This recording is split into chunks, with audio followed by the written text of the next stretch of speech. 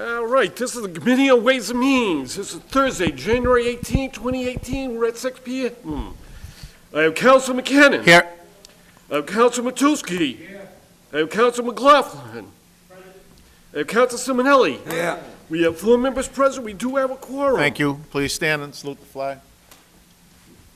Pledge allegiance to the flag of the United States of America, and to the republic for which it stands, one nation, under God, indivisible, with liberty and justice for all.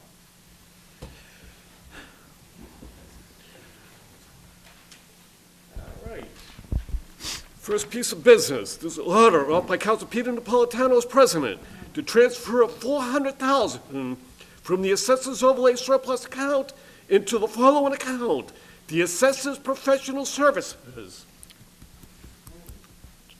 Gentlemen, please make a motion if you would like anybody of the guests to come up. Councilman McLaughlin. Thank you, Mr. Chairman. Mr. Chairman, to make a motion, then we invite up Tony Souza, excuse me, I'm sorry, drew a blank. Tony Souza from Community Development and Eric Demas, our CFO. Could we have Mr. Demas and also Mr. Souza, or who else? Actually, if we could, Mr. Devereaux from the Mr. Assessors Devereaux, please who come came up. to speak on the issue. Do you need Mr. O'Donnell as well, Councilor? My mic. If Mr. O'Donnell would like to join us, would be appreciated. Absolutely. Mr. O'Donnell, you could come right up here on one of the, oh, okay, back there, wherever you want.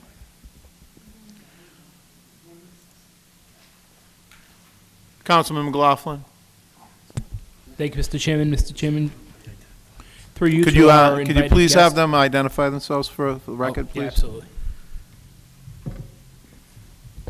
Kevin O'Donnell, Chief of Staff, Thank Mayor you. Di Maria. Eric Demas, CFO. BJ Devereaux, Assistant Assessor. Thank you. Councilman. Thank you, Mr. Chairman. Through you, Mr. Chairman, to our invited guest, thank you for appearing this evening. If you could give us a brief overlay of what this appropriate transfer is for, and kind of start off the conversation at that point. Thank you. This is to cover appraisal services as they relate to ATB cases, legal fees as they relate to ATB cases, and other appraisal functions that are ongoing on a yearly basis in our office. Explain the ATB, just for the general public. These are people who, property owners who feel their property is overvalued. Many of them are large commercial and industrial property owners, and they have the right to appeal. If our board denies their abatement application, they have the right to appeal to the Appellate Tax Board in Boston, and it's basically a mini trial. And Councilor, go ahead. Thank you, Mr. Chairman. Mr. Chairman, Mr. Dever, how many of these cases do we see on an average throughout the course of a year? Last year, we had 100 abatement applications. But they don't all go to ATB. Right now, we have approximately 60 cases in ATB. A lot of them are multiple years with the same properties. They tend to group them together and try them all at one time. So there could be a property that is laid over from year to year before it gets resolved in a permanent matter? We have some going back, a few going back right now to 2013. Okay. The year that you speak of starts from July 1st through July 1st, correct? It's not Yes, January to that's the fiscal- January, right? That's the fiscal year, yes. So the 100 cases was from July 1 of 2016 to July 17. That was for fiscal 17. They have a 1-month window from the time the actual tax bill goes out in January until February the 1st to apply for an abatement, to put in an abatement application. Okay. Are you all set, Councilor? Thank you, Mr. Chairman.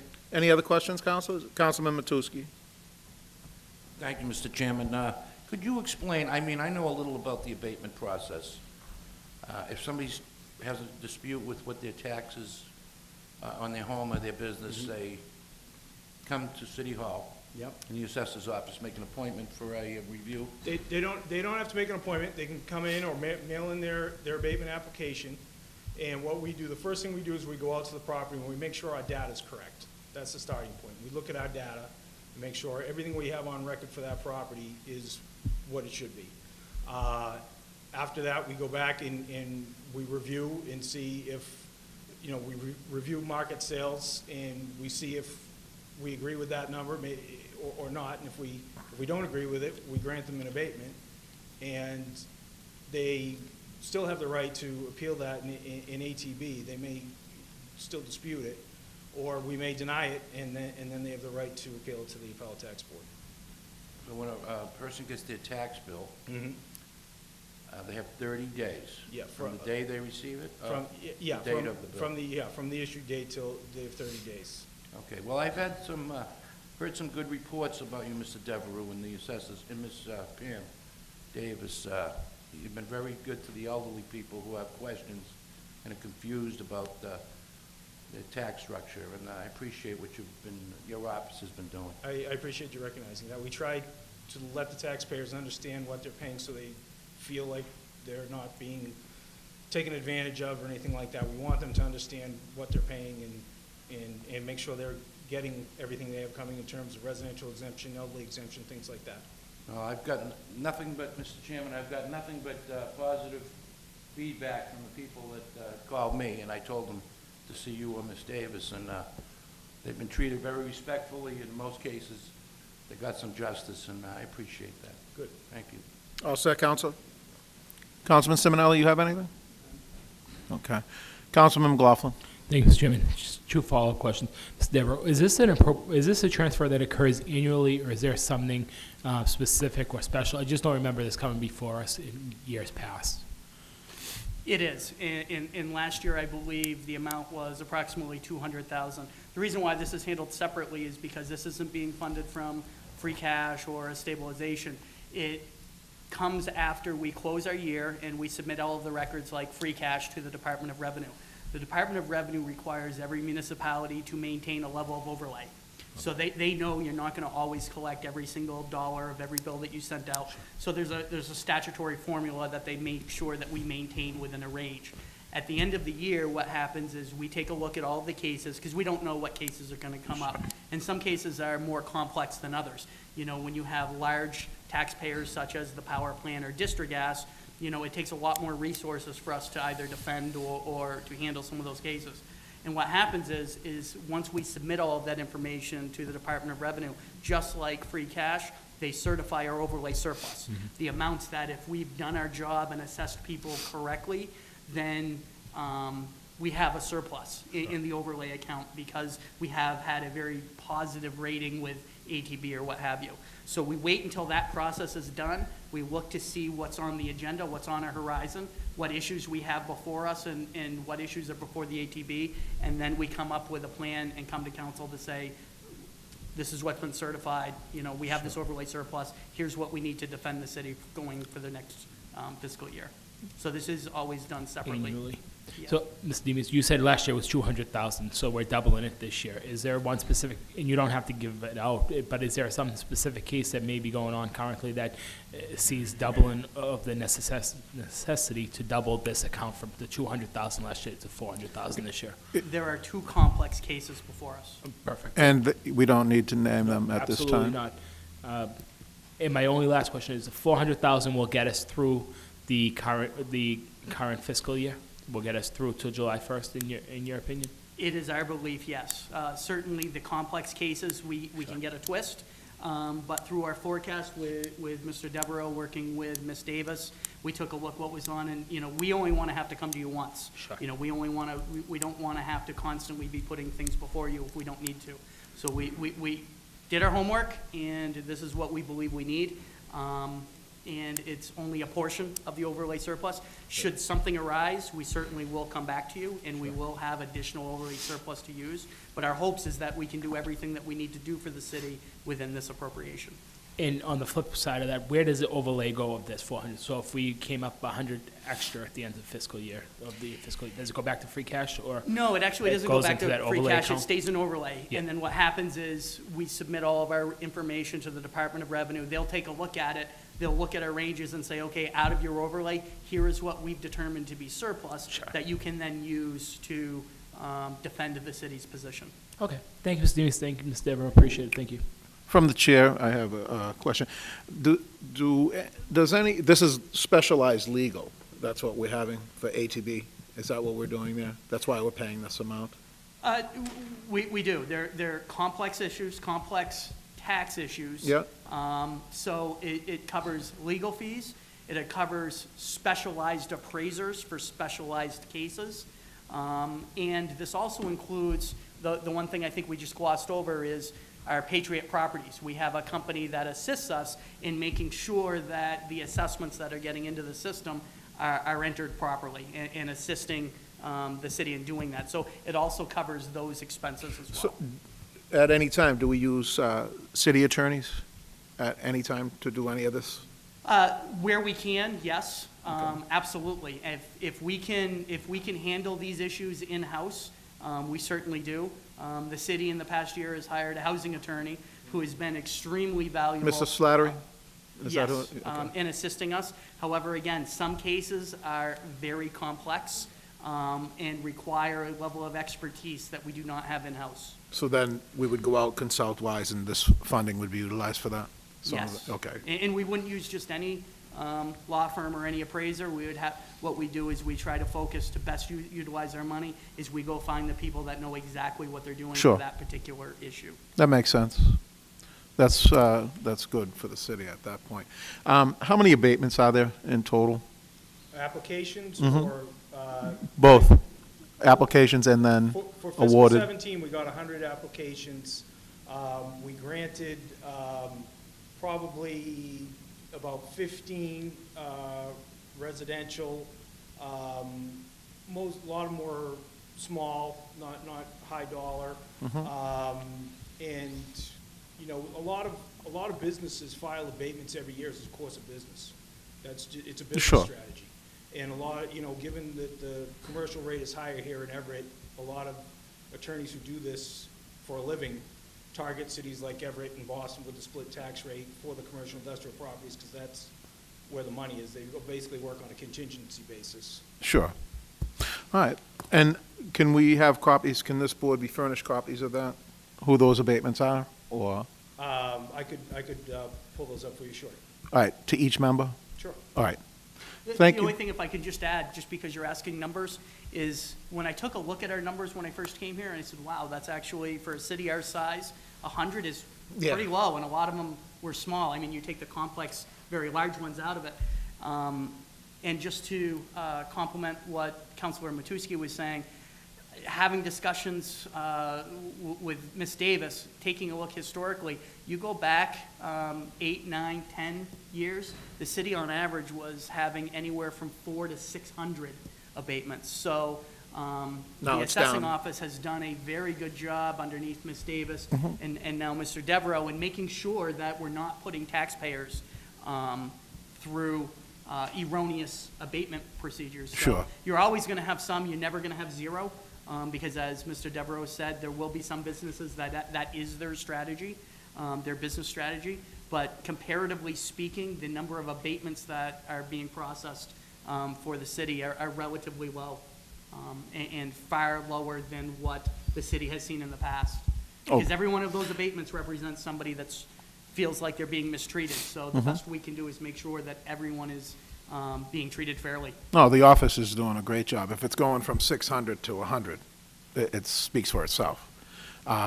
With that, I'd like to see if we can get copies of it. Leave the specifics of the upper ones out, and just get us the names of it.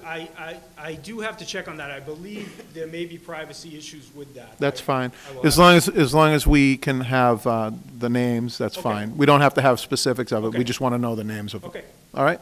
Thank you. What's your pleasure, gentlemen, on this Make a piece? motion for favorable action on the item. Motion for favorable action. Do I have a second on that? Roll call, please. It's a no, voice vote? Order? Okay. All those in favor? Aye. All those opposed? The ayes have it. You have done so. Please read the, All right, item number 2, this letter off by Council Peter Napolitano as president to transfer $50,000 from budgetary fund balance into the linkage fee study account. Councilman McLaughlin. Thank you, Mr. Chairman. Mr. Chairman, through you to our invited guest,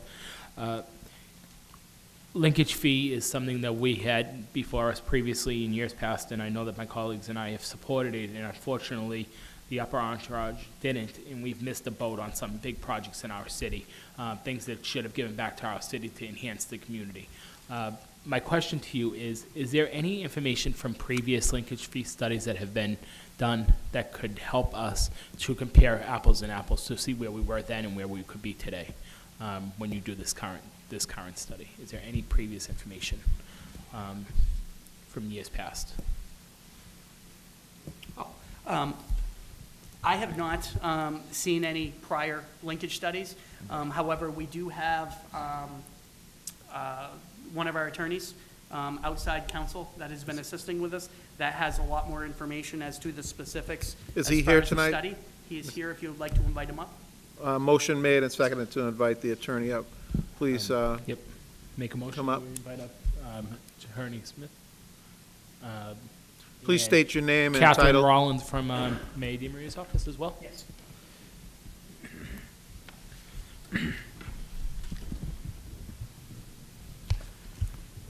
Just state your names and titles, please.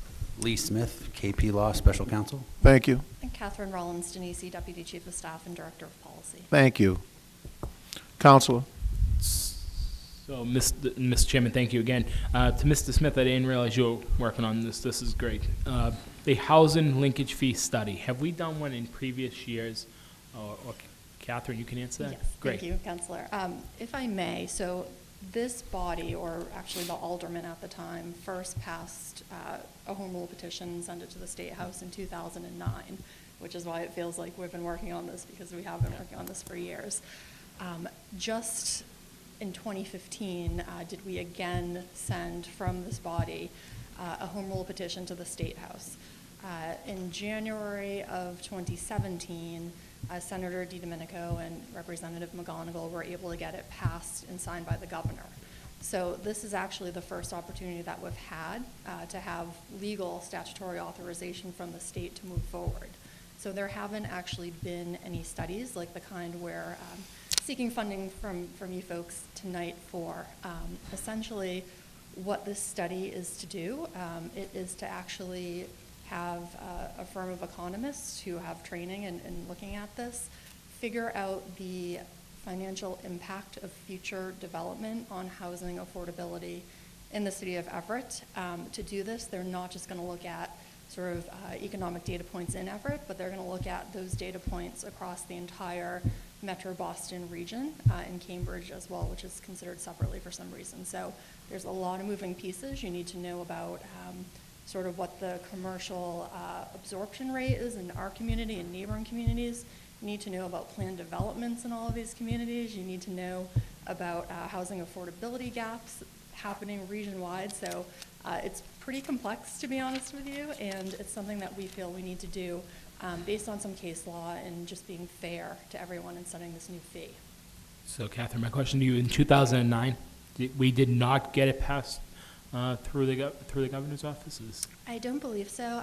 It was before my time, but there was some issue with the language that was sent from the city to the State House that I don't think was able to be resolved. So then I know that it came back in a different format in subsequent years, and it wasn't passed by this body again until 2015. Okay. I'm sorry. Okay. Are you all set, Counselor? I'm good for right now. Councilman Matusky. Thank you, Mr. Chairman. To Attorney Smith, this is for new development, looking for some kind of gratuity in order to develop, is that it? Is this how it works? They call it a linkage fee, where for certain developments of certain sizes, a cash payment would be made by the developer and deposited into a fund that would be dedicated for affordable housing purposes. So the issue with this study is you want to be able to show expert analysis that justified the need for collecting those funds, and also that the amount or the rate of the fees is rational and directly proportionate to the purpose for which it's being dedicated. Well, that makes sense. But, in other words, if you're putting up a building, a hotel, for instance, which, you know, the talk now is about the hotel at the stadium, and hypothetically, we could ask the developer that you'd have to put some money aside for low-income housing, is that it? It would be, it's authorized for affordable housing purposes, I believe, up to 110% of area median income, and I think the study would help the city determine what types of projects the fees would be applicable to, and also the appropriate rates. So that piece, this is all in the context leading up to an ordinance that you'd have to pass that would have the specifics of that in terms of what kind of projects, what size, and what the amount of the fee would be. Okay, well, that was just an example, I mean, Sure. you know, hypothetically, but we do need lower income, lower rental units in this city. Everett Housing Authority only has, I think it's 600 units. Family units, elderly units. If I don't get 4 or 5 calls a week for housing assistance for people who can't afford, the rents have really risen here and everywhere. But as you know, Mr. Chairman, you know, and that's, people want even a one-room studio type of a deal. This is what they're looking for, and I'm in favor of this, because if this is going to possibly bring some lower income into the real estate market here, then I'm in favor, because we have a lot of elderly people getting older as time goes on, and we really have to think about those people that want to stay in Everett, where they were born and so forth, because they're getting locked out with these high rents and these beautiful apartment buildings. You know, I hear that some of them are going for $3,000 a month for a 2-bedroom. You know, and I don't know how people can afford what they pay today, but I'm in favor of this. If this is going to put us in a direction where we can actually assist lower income Everett residents, see, that's the kicker. This is for people moving in here. There's a clause here that this is going to be for Everett residents, I hope. The ordinance itself hasn't been finalized yet. So Okay, well, that's my, Ms. Smith, I hope you'll take that into consideration. The Everett residents only clause, we have that in housing, by the way. Everett residents get preference for the public housing.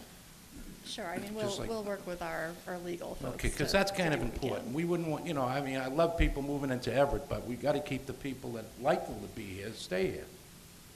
You know, I got a call yesterday from people that live on Ferry Street. They've been there for 35 years. The woman's 92 and her nephew's 65. And the rent went from $550, because that was a good deal, because they're family friends and they've been there for years. The rent went to $1,750. So now they're in a situation that they can't afford to stay there. And the guy paid a lot of money for the property, but this is what's happening throughout this community, and it has been happening. But I really believe that we have to have a clause where it's specifically for Everett residents. I really believe that. But I'm going to vote in favor of this tonight, too. And I hope you work on this and stay with it. Thank All you. set, Counselor? Yep. Councilman Simonelli? Thank you, Mr. President. Through you for Councilman Simonelli. Could you please explain just a little more detail? I have the idea of the linkage fee account. Give me 3 specifics that we're working on today that may need some of this legislation. The legislation itself has already been enacted, signed by the governor. It authorizes the city to establish an ordinance that would require that for certain size and types of new development, money is deposited into a special dedicated account that will be used for creating or rehabilitating affordable housing within the city. So an Everett ordinance is necessary, Correct. okay? That's the first step. What's the next step? Well, debating right now whether to fund a market study that would help inform the city council what the details of that ordinance should be. Is that brought before the council before the ordinance is written, or how do you do that? Well, if there's favorable action tonight, the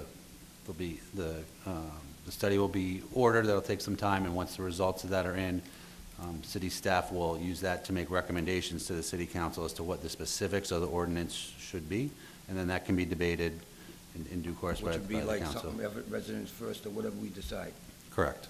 Now, that has to apply, the ordinance strictly with what the Commonwealth's requesting, or is there adjustment there? It's not really a Commonwealth initiative, it's a city initiative, so that's what the study is going to help inform the city council as to what the specifics should be. So it's a local initiative. Thank you, Mr. Chairman. All set, Council? Okay. Councilman McLaughlin. Thanks, Mr. Chairman. Real quick, Mr. Smith, when do you foresee us being able to complete this study? If we go forward tonight and pass it over to the council on Monday night, 6 months, how long roughly do you think we can get something, information back? Catherine may know better about Catherine. the state of the procurement and the time frame to complete it. Yeah, I mean, we would put out a competitive RFP, but I'm told it would take less than 6 months to actually complete the study. So within the 6 months? Yes. I thought so as well. Great. And after the 6 months, you guys will deliver a copy of the study back to the city council? Yes. And as a whole package of what we've learned through this comprehensive study? Yes. Great. Thank you. I also want to echo the comments of my colleague, Councilman Matusky. I couldn't support this more. I think that this is overdue, and I think it's time for us to be able to really understand our city and where we're going, and being able to get some affordable housing. As Councilman Matusky said, we all get phone calls on housing. He happens to get a lot of them because of his years in our city, but we all need to work on this as an issue that's overdue. Thank you. All set, Counselor? All set, Counselor? Okay. I have one from the chair. Now, it's going to be you individuals that are putting this ordinance together. Do you have input from the council at all on this ordinance, or no? We'll bring Such as like the Everett only and stuff like that. I mean, these are the type of things that we're going to get bounced around at our general meeting, so you may want to have input from us at this time. So that's why I'm suggesting maybe you have someone speak to you in regards to that. Sure, absolutely. Point So, taken. how do you want to form that mechanism? I know now that there's going to be an ordinance in play, and then any of the funding that goes into that, where is that funding going to be, or that funding mechanism going to go? To you, Mr. Demas, I think. Not sure I understand the question as Well, far as where is the funding going to go? What's going to happen? If we're going to here? generate, I mean, if we're generating funding back into the city, where is that going to end up? What fund is that going into? If it, By our ordinance that we're going to if create? the ordinance passes, we will establish a separate linkage fee Okay. fund. And that money that is collected Would stay in through that fund? ordinance will be specifically deposited into that fund, and that money, those monies will stay there specifically for the purposes intended of affordable housing. Okay. So that would stay in the linkage that's created, that Our fund? linkage fund, yes. Okay, all right.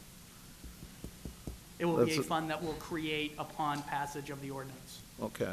And who would oversee that fund? Would the council have say? That's another issue that we can talk about in the ordinance, and the ordinance will spell out the mechanisms in place as to how the fees are collected and then how they're expended. Okay. Because I think we should have, it should come back to us at some point when the fees are collected and stuff Agreed. like that. So, I mean, I would make that as, part of it, that we're going to be discussing down the road here. But I'm in favor of this myself, so is there any further questions? Excuse customary Motion. thanks, and Favorable action on the item? favorable action on the order, seconded by Councilman Simonelli. All those in favor? Aye. All those opposed? The ayes have it, you have done so. Please read item number 3. All right. Item number 3, this is a letter up by Council Peter Napolitano as president to transfer the total of $621,500 from the CIP stabilization fund to the following account below to fund the capital project request for Sacramone Park. Make a motion to have Mr. Souza up before us, please. So move, Mr. Chairman. Motion made and seconded to have Mr. Souza And Arson also. And? Arson. and Arson before us, please. Please state your names and titles, please, for the record. Good evening, Tony Sousa, Director of Planning. Thank you. Thank you. Councilors, who would like to begin? Councilman McLaughlin? I would just like to make one statement on this. This is, in my opinion, a very big issue that I'm not sure, there's going to be a lot of debate on this tonight, probably, and then it's going to go back to the floor for a long discussion. I almost think that we should have had this into committee of the whole, because it is such an in-depth item that needs to be discussed, and I think all of our colleagues are going to want to discuss this with us. I don't know if we want to think about that before we even dive into this, but there is a lot to this item. And I think committee of the whole is most appropriate so that we can have one discussion on this item and not two lengthy discussions on this item. I don't know how my colleagues feel about that, but I yield the floor to my colleagues. Councilman Matusky? Thank you, Mr. Chairman. Just so I understand, I'm sorry, Hambar Zuman, but Arson's fine. you're the architect? Yes. It looks beautiful. This is one of the best presentations that I've received. I mean, it shows the whole park. And this is what it looks like right now? Yes, that's as of 3 weeks ago. Okay, so now we come to the financial part here. This money here, is this the end payment from the city? That's it. This is all, and everything is paid for? Yes. Okay. Now, why are we actually giving you more? Because we went over budget, is that it? Or we do it in increments, is that it? So to explain, when we put the CIP together originally, there was a budgeted amount for this project. And what was that?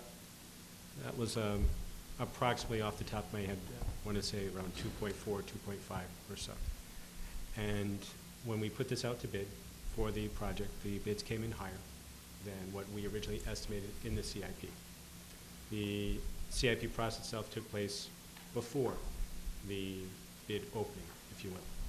So this request for this appropriation is in fact to cover the true amount of the original bid, and also it covers more specifically the cost of the building, the structure, which is a concession stand with storage for the organized sports and for facilities maintenance, DPW, as well as again, a concession stand with ADA bathrooms and so on. The request tonight is, as stated, for the amount of $621,500. That puts us into where, takes us back to the original bid. When we looked at the cost of the structure itself, we did put out to bid a second time to see where the pricing would fall for the building itself. And at the second go-around, we received 2 bids as well. I think in total, in this whole bidding process, I believe we received 5 or 6 bids. And during the bidding process, once again, the bids came in at approximately $425 or so. And in this process, we also looked at seeing if there was other alternatives, not only in design but in construction. Could we do it in-house? Could we look at the design, look at some alternates, some different concepts, and so on? And after careful review, and after going through this procurement process twice, in fact, it was decided, recommended that the most efficient way to proceed with this would be to construct it as designed, as planned, so it fits with the park layout, it fits with the needs of the community and of the organized sports, and in the end, it completes the park. Councilman Matusky, you still have the floor. Thank you, Mr. Chairman. In the big picture here, where is the, I think I drove by it, the concession stand is on the corner here? It's right at the end of the basketball courts, which is the pavement at the bottom right, where the pavement ends and where the landscaping starts, it's between there. Okay, so this money, additional money, well, you could say additional money is for the concession stand. It's predominantly for the concession stands. A little bit, it was the work that was not in the budget and a few small change orders. So instead of 2.5 million, it's 3.1 million at this whole project. When you add the 621, yes, that's it. Okay, does the What, land what, acquisition- excuse me, what was the total again, please? Gets to roughly about 3.1 or so. 3.1? The land acquisition from, was it the computer store there, that has nothing to do with it? Have nothing to do with it. Okay. Well, it seems a little expensive for a concession stand, so that kind of money, but, you know, I have to say, this looks like, without trying to be funny or anything, this looks like Fenway Park. It looks beautiful, I have driven by it. The park was really in need of renovation. There was no grass there, and, you know, and it's quality workmanship. They've got a tot lot on one side here that I didn't even know existed. And these are flagpoles here. Yes. Where is the parking for this park? Is that part of the It hasn't project? changed, it's the same way that it was before. So it's on-street parking and whatever good graces you get from the business next door? And you never opened up that end street that's over here? There was a little dead-end street. That hasn't been opened up, that's still gonna be closed? Yes. It's still going to be closed, yes. Okay. Yes. But we've improved public access to it. We've improved pedestrian access to it. And I don't know where I heard it, Mr. Sousa, but was there some concern of where this concession stand was gonna be located? It was, Is that why the cost went a little higher? well, was there concern? The cost itself was the cost itself. We went through the bidding process, but there was at-length discussion with the organized sports as far as the location of it. And Arson here can also attest and further explain why that section, why that particular location was chosen. And we met with the folks from Little League this time, maybe 6 or 7 months ago now. My memory is maybe a little off on that. Okay. But we did meet at length with Well, them. it makes sense where you put it. The other, as you know, Mr. Chairman, you, yourself and I were at that park. We inspected 3 or 4 parks in Everett. The Line Street Park is no longer here, you know about Yeah. the transfer on that one. That was in really rough shape. But needless to say, that concession stand was really a sad situation there. Yeah. The doors were hanging off, and, I think the original concern or things people were worried about is they were used to having the concession stand at that corner and were worried that if it got relocated, people would have a hard time going to it or using it. But after explaining that the way the park is organized, you're going to have a more centralized location on this end with the playground, with the field, with the seating. It made a lot more sense overall to put it there. I think everybody came around after that. okay. So we're talking about the whole park project. Could you tell me, through you, Mr. Chairman, I'm just curious about this turf here. Is this like a rug? I mean, you know, is it AstroTurf? Are you part of the, So what is it's that product? It's a tufted nylon system with a 2-layer backing. It has a backing where the fibers are extruded through it. So if you take a long fiber and you make 2 holes and you loop them around, and that's the fiber, you have 2.5-inch fiber with 1 3/4 inches of infill. It's a rubber sand mix that holds the fibers up. And then also with that, you get a groomer. So every so often, you use the groomer to basically comb it over and bring the fibers up, and it acts like the natural grass. Every year, we have it tested. A missile is dropped, a cylinder, if you will, and they measure how much it bounces up, and you figure out how soft it is, and then you can groom it more or less to make it mimic grass conditions. And the water goes right through it? The water goes No through puddles. 16 inches an hour, where your 100-year rainstorm is 9 inches. Wow. So it's more than capable of handling. I a saw them 100-year storm. installing it, and I was quite impressed with it, you know. I'd like to put it under my tree, actually, because I can't grow grass. Yeah. But I don't want to kill the tree either, but, no, I'm impressed. This is a great project. You know, a lot of our parks in this city, Mr. Chairman, been done over, with the exception of the Florence Street Playground, which you weren't involved with, well, you can see that your quality is much different here. I'm impressed, I have to say. This looks like something that the children of Everett and the adults in the city are gonna really appreciate. And it did go over cost, but you can see what you're paying for. And they did need a concession stand. And to make this park complete, it's got everything in it. This is really, the children of this city don't know how lucky they are. We have the best schools, the newest schools around. We have the best parks. And I'm impressed. And I want to thank you and your company for the good work that you've done here. Thank you very much. I really appreciate the words. All set, Counselor? Yes. Councilman Simonelli, Mr. Thank you, Sire. Mr. President. For Councilman Simonelli, two questions. One is fiscal and one is, what's the operation going to do as far as Little League and that type of stuff? And who can utilize the facility? The second part is, so the structure cost between $425,000 and $500,000 additionally from the $2.4 million bid, or was that already incorporated in the original bid? Sure. So on the financial piece, from the original award amount, there was a series of, we were looking at a series of alternates, and the building itself was an alternate. And so when we award the original amount, we did not include this alternate of the building, because we decided, again, to look at other ways that perhaps we could fund the structure itself, or including just simply rebidding that portion. So to answer the question, from the original bid amount, this was in addition to. The question in terms of the utilization of the field and of the park. Park itself and field certainly be open to the public.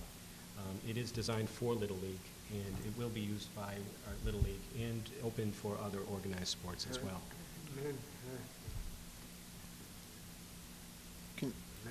Oh, for the men's soft, Mr. Chairman, through you, Yeah. that includes men's softball, women's softball, et It- cetera, Correct, it does. and football too? The field itself could be used for football practice, as I understand, and I don't know the particulars, that's why I'm turning to Arson in terms of the lining and the striping, but So let me ask you this then, does the football take more grooming than the softball?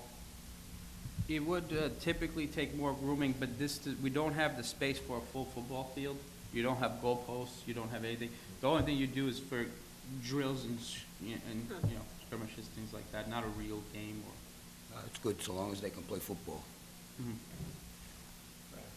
Are you all set, Counselor? Thank you, Mr. Chairman. Councilman McLaughlin? Thank you, Mr. Chairman. Through you to our invited guest. Yeah.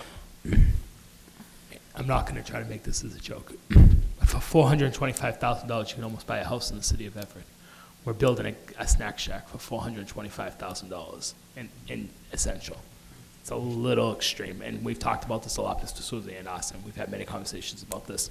Can you show us the 3 bids that you have received? You said we went out to bid twice on this. Correct. We received 3 bids. We decided that none of them were acceptable, and we rebidded. Is that correct? Were they sealed bids the second time they went out? So we follow the rule of procurement, and So they were sealed bids, or they weren't sealed bids?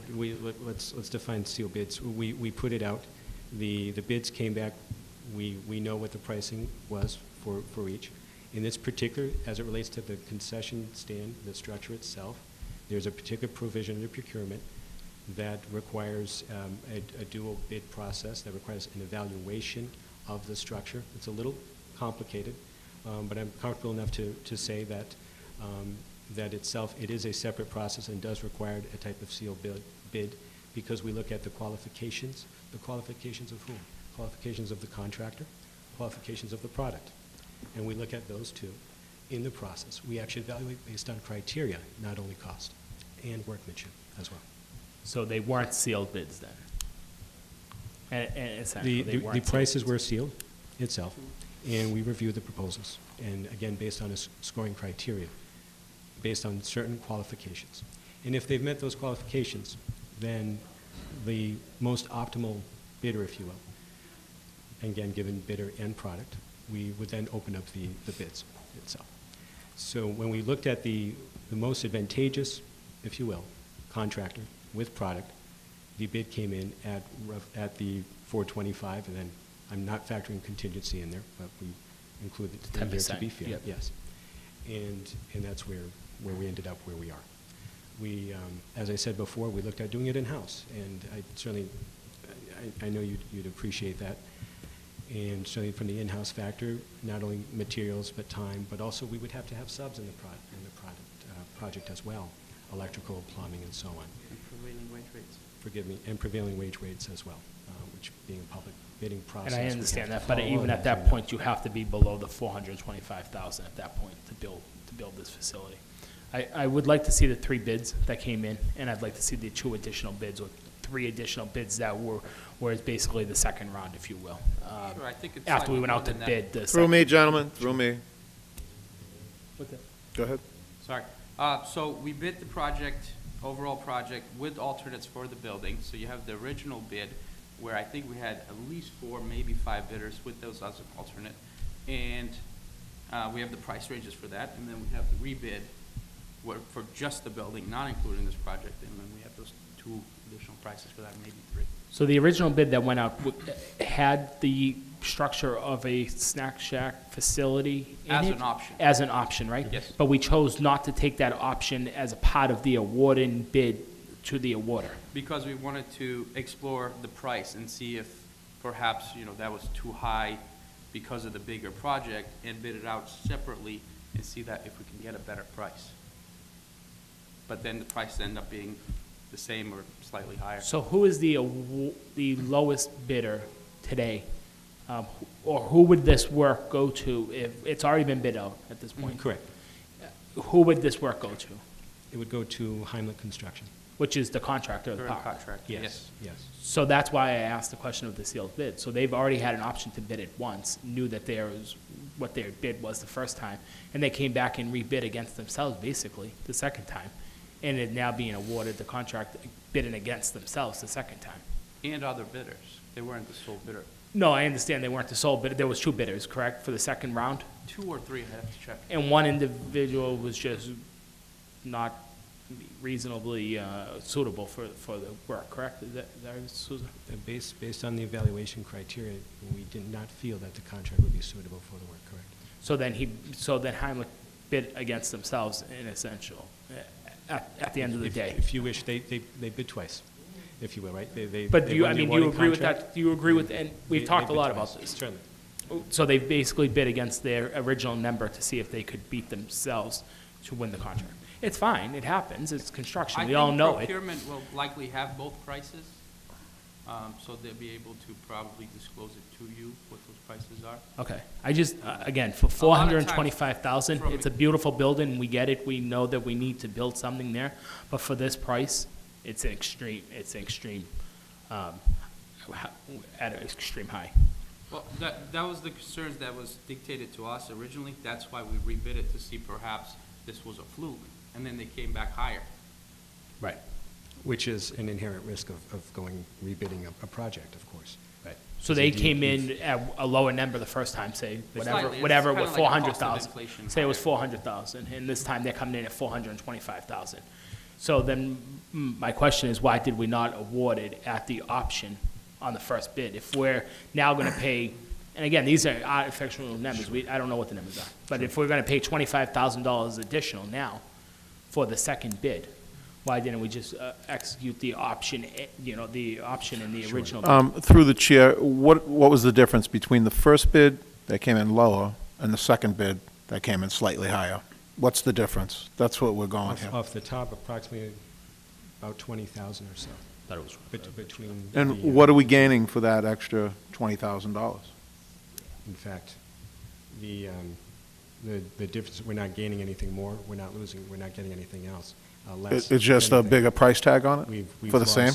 lost, it was a difference of, I think, during the construction seasons, 6, 7 months apart between the 2 bids. If you have any further Yeah, I insight. think it's general cost of inflation in business, where when you're bidding things out one part of the year, or the general contractors are not as busy, they're more, ambitious with their price. And as things go, further down, I'm seeing that a 5 to 10% increase every year is happening in construction with my parks. I had to actually adjust my personal cost estimates to keep up with the prices that are going up. So it'll be through inflation, that's why it's going up at this point. But, And if I may, because I want to make sure to... Counselor, excuse me, by the way, too, I just had to ask that question. That's okay, Mr. Chairman. Yeah, you can chime in anytime you want. Sure. And if, through Chairman, if I understood the question correctly, that the counselor asked, was why did we not simply just award it in the beginning? Is correct? And certainly at that time, as I stated earlier, as we all know, as we go through the CIP process that we'll be going through this year, there will be estimates for all of my projects, for everyone's projects. And we put our best number together. I don't make the number up. I consult with other folks. I see what's out there. At that time, certainly would have loved to include this as well. But we thought it would be prudent to, based on the advice and also just general knowledge of what's taken place with other park projects in the area and so on, to look at other alternatives. Certainly at 400,000 plus, again, if this is a public dollar, let's look and see, can we do it in-house? Could we do some type of modification or seek some option, something different? And we looked at the costs that it would not only, again, for materials, for time, and for, again, all the sub workers, all the subs that would be involved in the project, and we couldn't guarantee that the product would be the same as having a professional contractor that does this stuff all the time. Therefore, at that time, we opted not to award this piece simply because we didn't have the funding in the CIP. And with that being said, in case in point, as I was always understood through what I've heard over the years here through this council, is indeed going through the bidding process, we understand sometimes bids come in higher, sometimes bids come in lower. And as I was always under the impression, and as you folks have entertained this evening, to come back before this same council and to make the request and to justify the need. And I hope we've done that this evening, but certainly be happy to provide additional information as well. Yeah, absolutely. And again, I apologize. This is going to be lengthy. There's a lot of questions. To spend $425,000 taxpayers' money for a snack shack. The $50,000 that Senator DiDomenico has got for us, is this included in the $425,000, or is there additional $50,000 that will be put towards the $425,000 that came in from the senator's office? The $50,000 that was given to us is included in these funds as well. So it is included. It is accounted for in this allotment, if you will. So then the cost to the taxpayers tonight would be $375,000 for this facility. You subtract the $50,000 that Senator DiDomenico was able to secure for us from the state, which was earmarked for the concession stand, and put that towards the $425,000, you'd be at $375,000. Simply put, yes, you would be at that. So you're at $375,000 additional dollars to the taxpayers to build this facility. What is the building made out of? Is it 8-inch block? It's a prefabricated concrete with a brick veneer, stamped brick veneer. Yep. It's 47 feet long and 24 feet 4 inches wide. It's a pretty substantial sized building. It has 2 garage bays for storage area. It has a large concessions room and men's and women's separate bathrooms. Are we going to have additional staff to be able to maintain this building? Who's going to be responsible to oversee this building throughout the use of the park, the busier times of the year, summer, spring? Sure. That's a great question. It's no different than any other property we have. DPW would maintain it.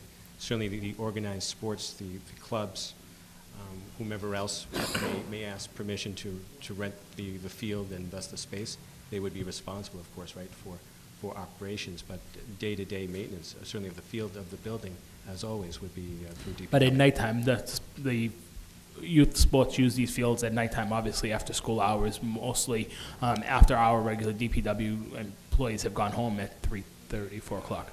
So there's going to be additional cost for this building incorporated into the DPW budget.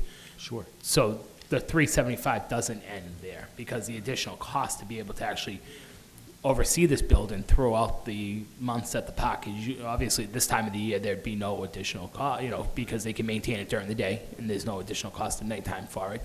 But spring, summer, and fall, your numbers would would increase significantly, to be able to have somebody there at the park, an employee of the DPW, to oversee this building. We're gonna spend $375,000, and we're gonna give it to the hands of whomever and say, good luck. I mean, you think about that for a minute. We're gonna give a $375,000 building to Pop Warner and say, you guys are gonna be responsible to be able to maintain the building while you have 20 other things going on in the course of the night. Is there a volunteer parent that's gonna be responsible for this building? I'm just trying to figure out where, this seems like a good idea, and it is. But there's a lot that needs to be thought about on this. There's a huge financial burn to this project, more so than just building this large, beautiful building. There's a lot of aspects of it that needs to be discussed and talked about. Certainly, it's more than just a snack shack, as you've mentioned before. It includes the storage. It includes bathrooms for the entire public, ADA compliant bathrooms, which we did not have before. It includes the storage, opportunity for storage for the organized sports, so they don't have their equipment in those unsecured containers or But who subject would to be- vandal and so on. I apologize. But thinking in the same vein, with the investment in this park, no different than investments that we've made in all the other parks in this city, that this additional structure would require maintenance. Of course it would. No different than maintenance as would be required for the turf itself. No difference would be required for the changing of lights and so on. No, but it would, Mr. Souza. It And I'm would. sorry to interrupt you, It would. but it would, because all that other maintenance can be done during 7 a.m. and 3 p.m., during regular work hours of our DPW. The oversight of the maintenance of this building is after our normal business hours for DPW. And you can't take our night's watchman and make him be responsible for this building because he has a whole slate of other work that needs to get done in our city. Counselor, I understand where you're going with this, and those are good topics. Again, But, I- Mr. Souza, the question that I have from the chair, and I'd like to ask it is, have you been in talks with DPW or anybody else in regards to this?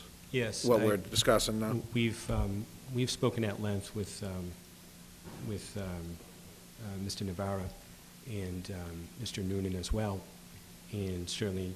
What's their plan? What's for this? The maintenance of itself would be no different than the way the previous structure has been maintained. And certainly, there is an added responsibility with any new park. This is a $3 million plus park, and certainly will require maintenance no different than any other park we have in our system. The day-to-day operations, certainly respectfully, I defer to DPW. But in terms of the design and construction and so on of the park, we've worked together. We've discussed this. We've discussed the field, the materials, and so on. And so this would be factored in. The operating costs would be factored in with Sure. DPW. So that was already considered, the cost factor for them? And that's coming before us in budgetary talks? Absolutely. No different than the maintenance of the playground equipment. And on that note, they'll be under the understanding on how to actually fluff up the grass and, make it look. They already had training on that. at the Okay, so facility. our people have been trained on this? Yes. Okay. And they'll be handling that? Yes. How long, just one more question from the chair, and if I may. How long does this field, do you anticipate this field to last? It's With the warranted- usage that we're talking soccer, we're talking some football, we're talking baseball, Little League, Babe Ruth, are we talking any colleges coming in?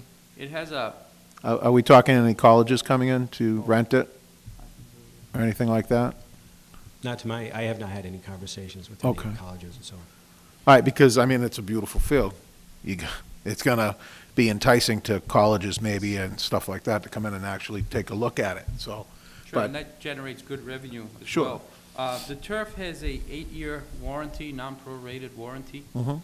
So you're 100% guaranteed for 8 years.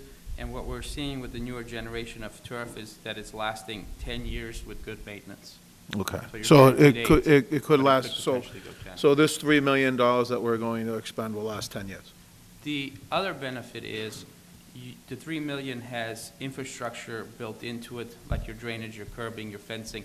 when you go to replace your turf, you're only looking at 750,000 or $1 million. Sure. Based on a life cycle analysis, it takes 2 generations of turf to recoup your money based on the savings you're making on irrigation, fertilizing, mowing, other kind of maintenance.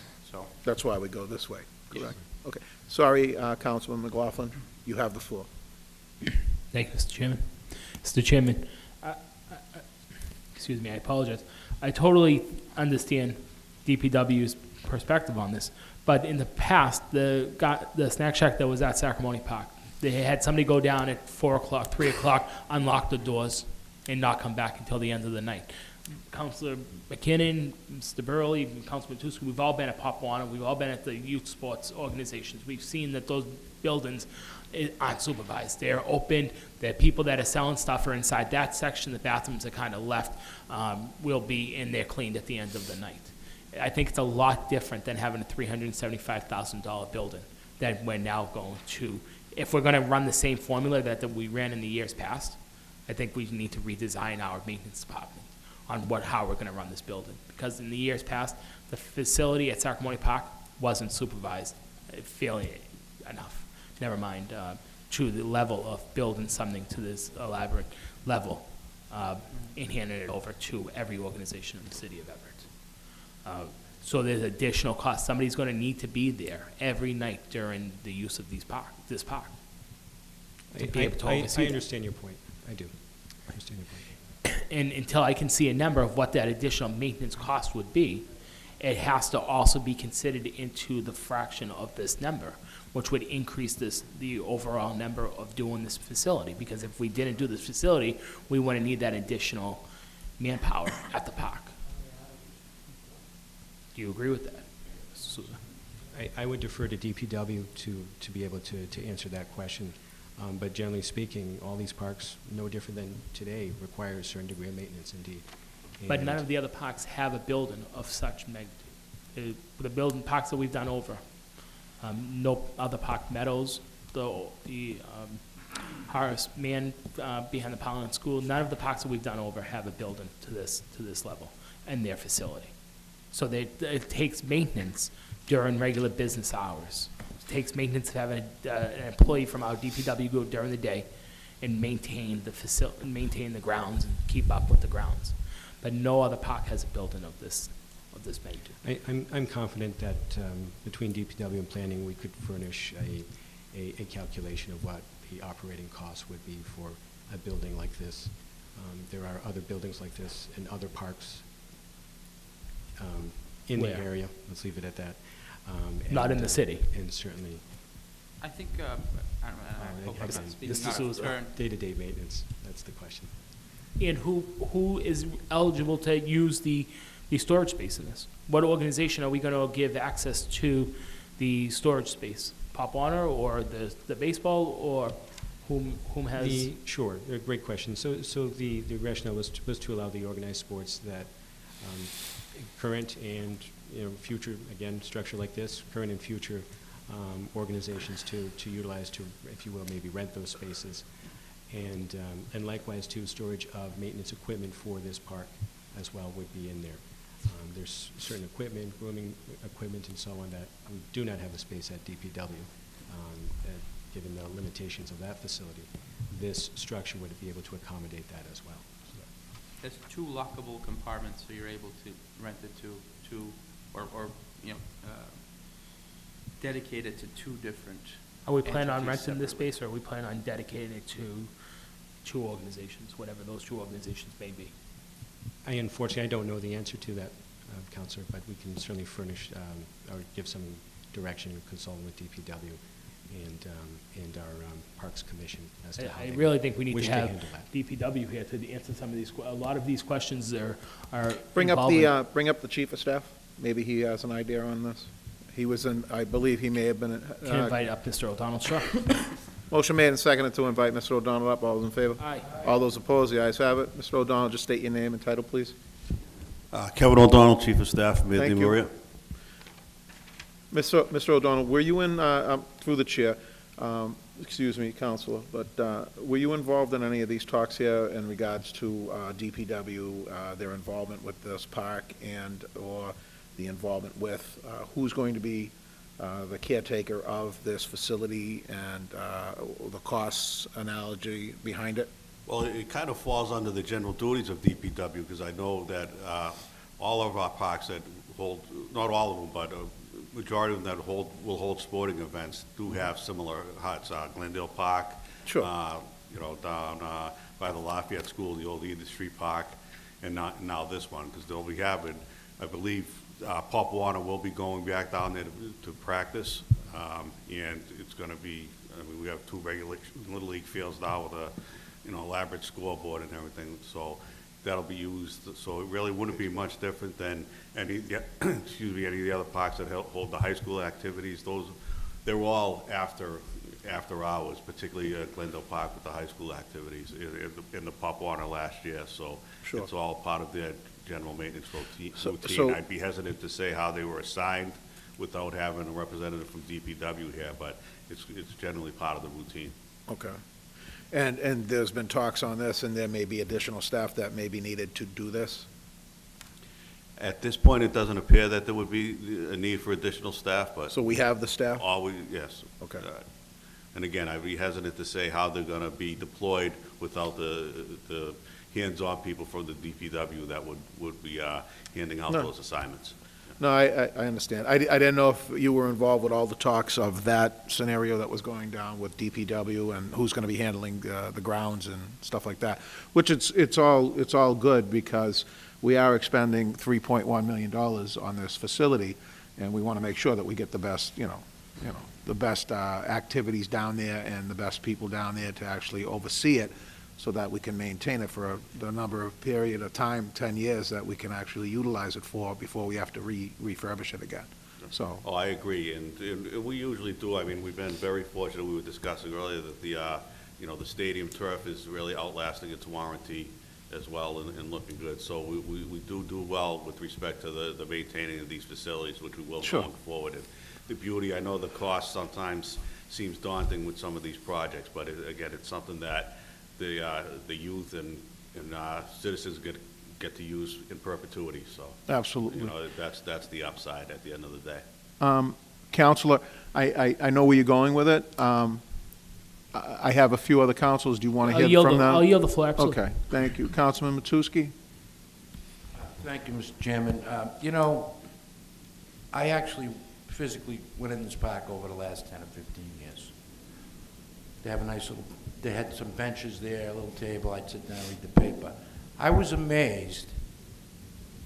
They must have had a game before the night, or practice before. The water bottles are strewn all over the park. The trash barrels are overflowed. Okay, maybe there was only one trash barrel, they had no choice, but there has to be some respect for the money that we're spending here. And, one barrel in this park is not gonna cut it. Okay, and I believe that, people do get a little lazy. They don't wanna walk to the barrel, so you've gotta put a couple of barrels out. The worst, this is the taxpayers' money, the senior citizens that live in this community, the homeowners, for the children of Everett to enjoy. I think some of these leagues, with all due respect, I know they all volunteer their time, but there should be somebody at the end of a game, it shouldn't be on the DPW to clean up after people are using this park. And I've seen it over and over again. Full bottles of water, it's disgusting. I said, you gotta be kidding me. There's no back- Counselor, excuse me, but in some other communities, they don't even allow the water on the field. They don't even allow the Gatorade on the field. I mean, this is some of the things that we're gonna have to do, That's right. maybe to Additional, actually push this along here, so. And maybe some sign, I'm in favor of expending the money. I'm glad to see you're actually gonna have a working men and ladies room there. They had a portable outhouse type of operation before, and it was really a sad case there. But it looks like Fenway Park to me. This picture is unbelievable that you took here. And, I voted for the extra space that you got from Best Buy to take that property. As state representative, I sent letters to the state, as you know, Mr. Sousa, a lengthy letter. My aides did that, and we got some grants from the state. And what was the total that the state actually, I know that the Senator Domenico got a grant for $50,000, but when Yes. this additionally, was it 2013 or 14? I'll be very truthful, Council Nocios, I'd have to double check. We've been fortunate, we've received various grants for different park projects. Well, I know that this park specifically, that as state representative, I sent a letter to the, who would be the, It was through the PARC, the park grant, if I the recall. Park Grant Department of the state, and my aide spent countless hours on the information, but this park should last quite a while. People appreciate it and take care of it, but the DPW workers work hard in this city. And for them to go in and pick up pizza boxes and litter after, a youth activity there, I don't think it's right. I think the people that use this, and they bring up, I know there was equipment stolen down there. They should be under contract. That's another It should thing. be right written in there. You leave it in the condition that you agreement. got it in. And I think that's got to come to an end because, what I saw down that park, it was sad. I was really sad. It was sick. The barrels are overflowing. There's got to be some responsibility, whoever uses that. This has got to last 20 years, or however long the grass maintains its durability. But, we've done all the parks in Everett, and we're doing the best we can here. So, this is the end phase of the parks for me, but I really think the DPW should be able to walk in there and just make a little note and saying this park is acceptable to take back, or call the people up that actually used it to come down and clean it up. Because the condition I've seen down there at this particular park in the past, it was a mess. Yeah. If I may, Counselor, some of you may recall that last summer the mayor implemented a park monitoring program as well, where we had people in the parks on a daily basis, and that helped a great deal in especially some of the lesser used activity parks that are unattended, not unattended, but where people normally just hang out. There's not real big sporting activities. So I think that, and that's something we would be doing again going forward. So I think that would help a great deal. It certainly made a noticeable difference within the first. How many monitors do we have, Mr. O'Donnell?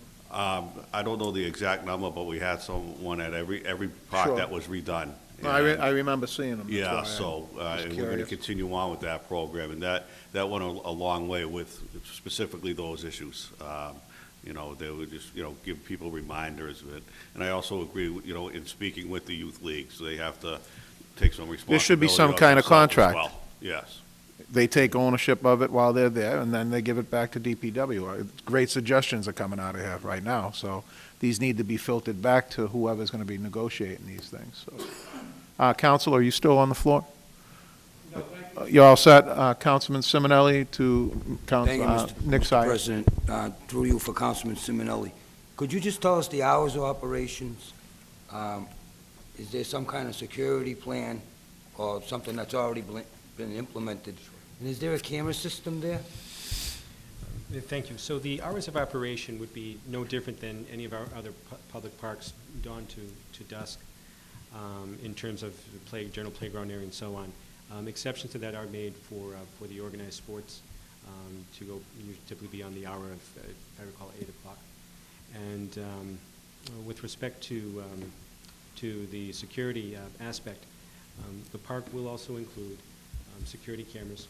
We are incorporating them in all of our new park designs. Thanks. In some parks, there are existing security cameras in place, but where they are lacking, such as in this one, those will be included as well. And general use of the park rangers, as mentioned earlier, has been a tremendous benefit, I believe, for the public, not only from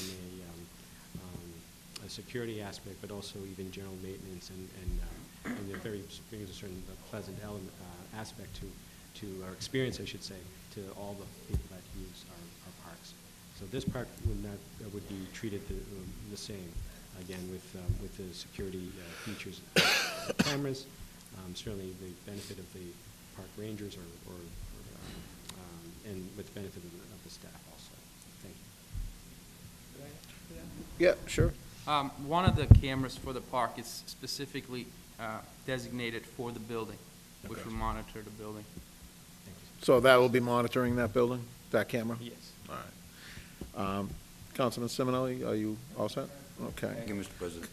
Councilman McLaughlin. Mr. Chairman, again, I could sit here and talk about this project for another hour, and I'm not going to. We're going to have another discussion on this, I'm positive, during our council meeting.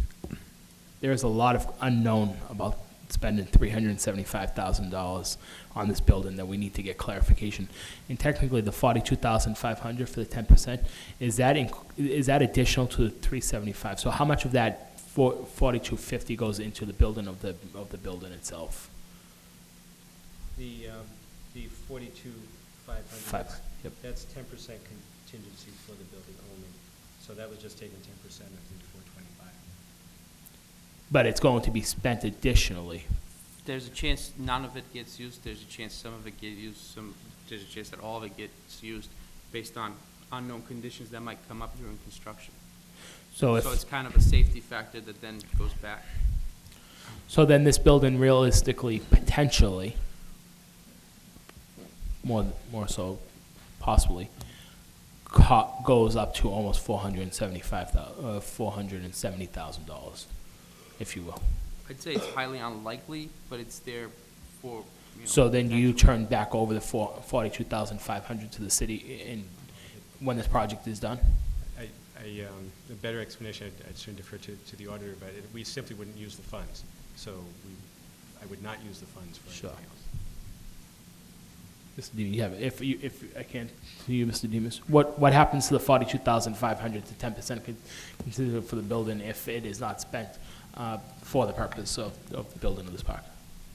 Yeah, consistent with all of our capital projects, they're all accounted for separately in separate capital project funds. At the end of the day, any unspent funds for any capital project Yep. is then presented to city council for reappropriation. Nothing else can be done with those funds. So nothing else, but the $42,500 can be utilized for anything so choose, as long as it's within the perimeter of this park? Yes, this project itself. If there So no- are any unused funds from this project, so if we don't spend the 42.5, it can't be used for another park or to fund another capital project or to fund anything from operation. It will, all unused funds will remain in this capital project fund, of which we would then go to city council to say, at the end of the day, this project has been completed, we are proposing closing this project, and we have these funds to be reallocated. Can the $42,500 be utilized to bring extra staff on to maintain this park, whether we were to use it through the monitoring program that Mr. O'Donnell spoke about, or that we put it towards operation of somebody from DPW? Can that $42,500 be utilized? That right there, I think that would be, and correct me if I'm wrong, Mr. Demas, I think that would be separate issues at that point. One's for the building and the other one's for Well, the it maintenance. can be utilized for anything within the perimeter of that park. That still is part of the perimeter of that park. Could we use that for that, or no? Hypothetically, let's say that 42,005 was left over. Yep. At that point, we would go to city council and say that we are proposing closing this capital project fund. We are proposing have to to approve reallocate these funds. Because this additional funds are coming from stabilization, the council would have the ability to reallocate those funds for operating costs. So we would have to reissue those funds for that purpose? Excuse me, I'm Yep. sorry.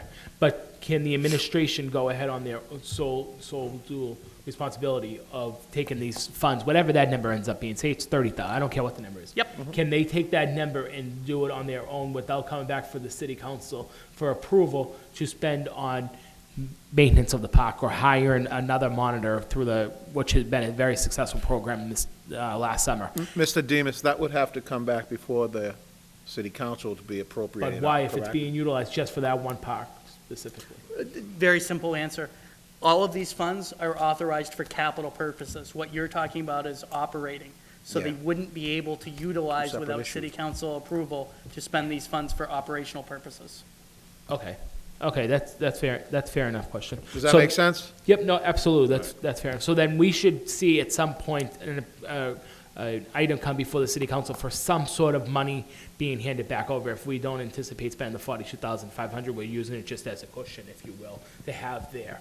At some point, there should be some appropriation coming back Sure. from this project of some sort. Yes, the funds will remain in that fund, any unused funds will remain in that capital project fund and can only be appropriated by city council. Okay. And just for the fiscal year, or can you leave again, whatever that number ends up being, 42,500, can you leave that there for infinity and not, and just leave it in the account for that, or it has to be closed out at the end of the fiscal year? This would be a non-lapsing fund, so it does not get closed out at the end of the year. However, again, those funds could not be used for anything other than what the city council originally authorized the capital purposes for. But you could leave that there and use it in 2020 for something with this park, if you wanted to. If that's what the council decided, yes, we could. So no matter what, you have to come back before the city council, before anything is to be, even if you were to just leave this number in the account, it can't stay there. Any of those funds, correct me if I'm wrong, Mr. Demus, any of those funds that would come back would have to be approved for the council to designate where they were going? Is that correct? Yes, the funds were authorized, I think, to your point, to leave it sitting there indefinitely and then use it for future use. Couldn't do it. That we would not be able to do that, and the reason being is that the city council authorization was for the creation, the remodeling of the park at this time. Okay, no, that's fair enough. And I'm gonna that- ask just one last question on That's another fine. subject. You're on. As part of this.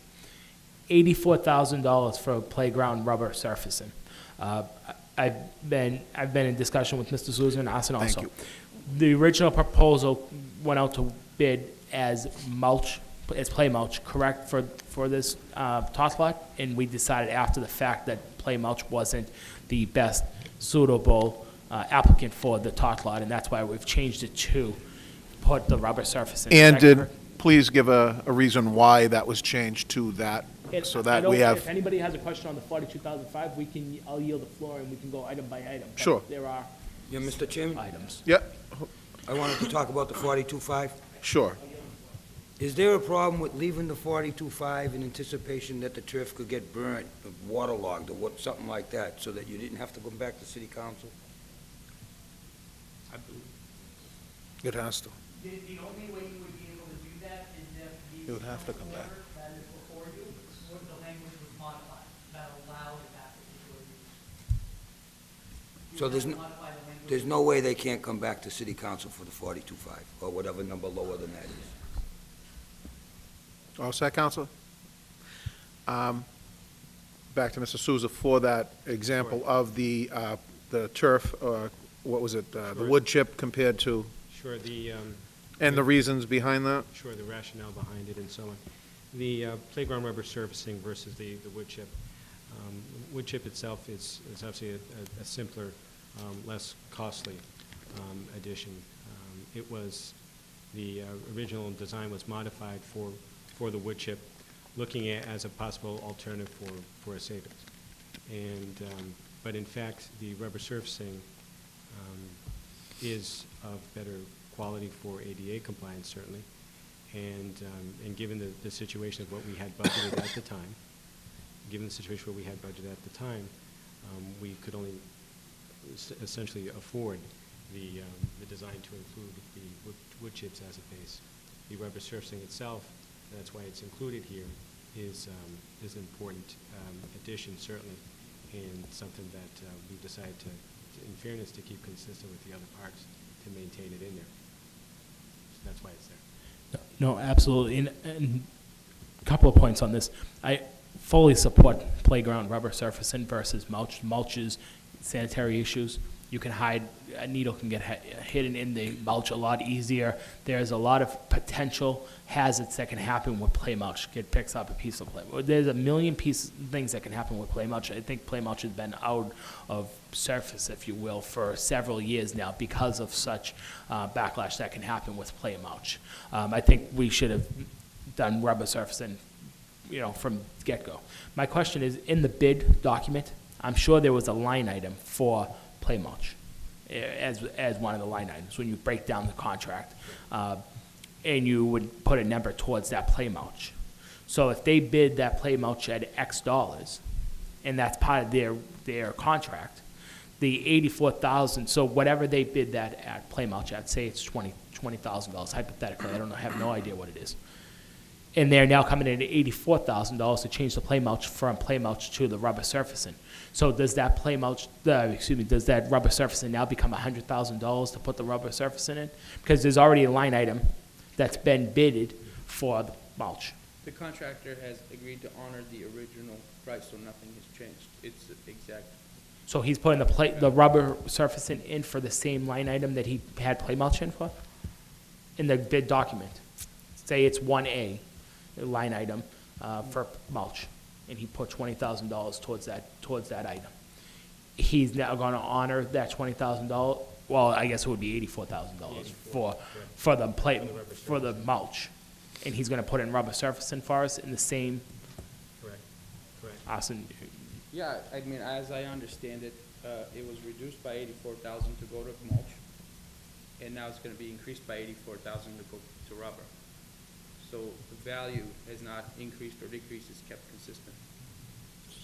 that's awfully nice of him that he's gonna do that. I mean, it is a significant cost, change difference, to be truthful. I know that put mulch versus a rubber surfacing is significant. And to that, in a bigger picture too, Counselor, as well, the park needed to be done over, right? And certainly in maintaining the commitment to redoing all of the parks and so on, it was important to get this project going, get this project moving forward. And so therefore, with all of the particulars of the project, between the mulch, between the turf, between the concession stand and so on, we could wait another year and wait to get a full appropriation to cover this project. But simply waiting another year would benefit no one, especially our public, to utilize a park that is of top quality, that would be used many hours throughout the day and night. And so all intention on every single piece of this park, we've put a lot of care and thought into the design, into the materials, and certainly for what purpose? For the use of the general public. At the end of the day, it is a park, and it's, in my professional opinion, it's one of the greatest things that we do is make the investments, whether this is $3 million or $3, if you will, an investment in our public spaces, so everybody can utilize. So, and I'll leave it at that, but. No, and I with respect respect that to the statement, aspects of it, absolutely, Mr. Susan. I think as you you guys can do a great imagine, job, and I think very Austin passionate does a great about job that, for so. us. It's just a matter of, our responsibility in these chambers is to watch for the taxpayers' dollars, as is your responsibility as department heads under the mayor. But our responsibility is to watch for the taxpayers of our community. And that's why we need to ask the questions when we're spending an additional $621,000 Your point's of well taken. Thank you. taxpayers' dollars. We need to have a full understanding, because tomorrow we are all gonna walk the streets of Everett, and we're gonna be asked the questions of why did you choose to do X, Y, and Z on any project, whether it's this project or 50 other things that come before us. So I hope you feel as though we're not asking questions just to hear ourselves, but because these are what's gonna be asked of us tomorrow and the days and months ahead, when this project goes forward. As always, I appreciate the questions. Thank you, Mr. And Counsel, are you all set now? Okay. Through the chair, on that, the rubber lot there that we're going to be building, what's the duration of that, and how much would it cost to refurbish that again? Same question as the field. It's a five-year warranty on that product. It tends to last longer than that. And the cost would be, it depends on what kind of damage you're looking at. If it's strictly a top layer damage, which the color coding is a 1/2 inch on top and it's Yep. black rubber underneath. So if you're looking at just redoing the top, it'll be more like a $50,000 cost item. If it's a total overhaul, it'd be a similar cost. Not taking account for just growing inflation and price changes over time. I can't, tell you what Sure. that would be. No, What that- 80,000 is today versus 10 Couple, years from now. 5 years from now, Yeah. what inflation's going to give us. Thank you for that. The other question, and, well, just as a statement too, to echo Councilman McLaughlin and my other colleagues, is that we do on a daily basis get questioned on the stuff that we appropriate here, we are asked on a daily basis of, well, why are you spending that money on this, and how much on this, and it's taxpayer money. So these are the direct questions that we're asking you, and, you know, it's nothing against the project or anything like that. What it is we have people that we have to answer to, and that's the public, so that's why.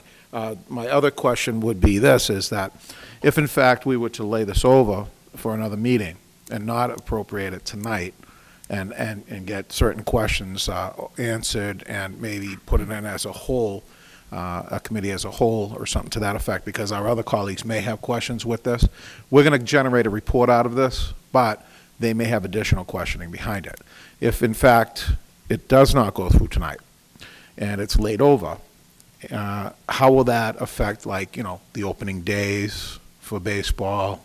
We have the Little League. We have all these organizations that are actually waiting on this. So, you know, how will it affect it?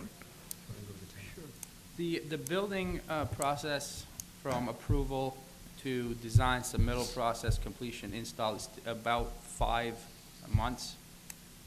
So we're already behind on the building. Okay. I know this meeting got pushed back several times. But I guess what I would ask, or perhaps bring up to your attention to potentially consider, is the other items.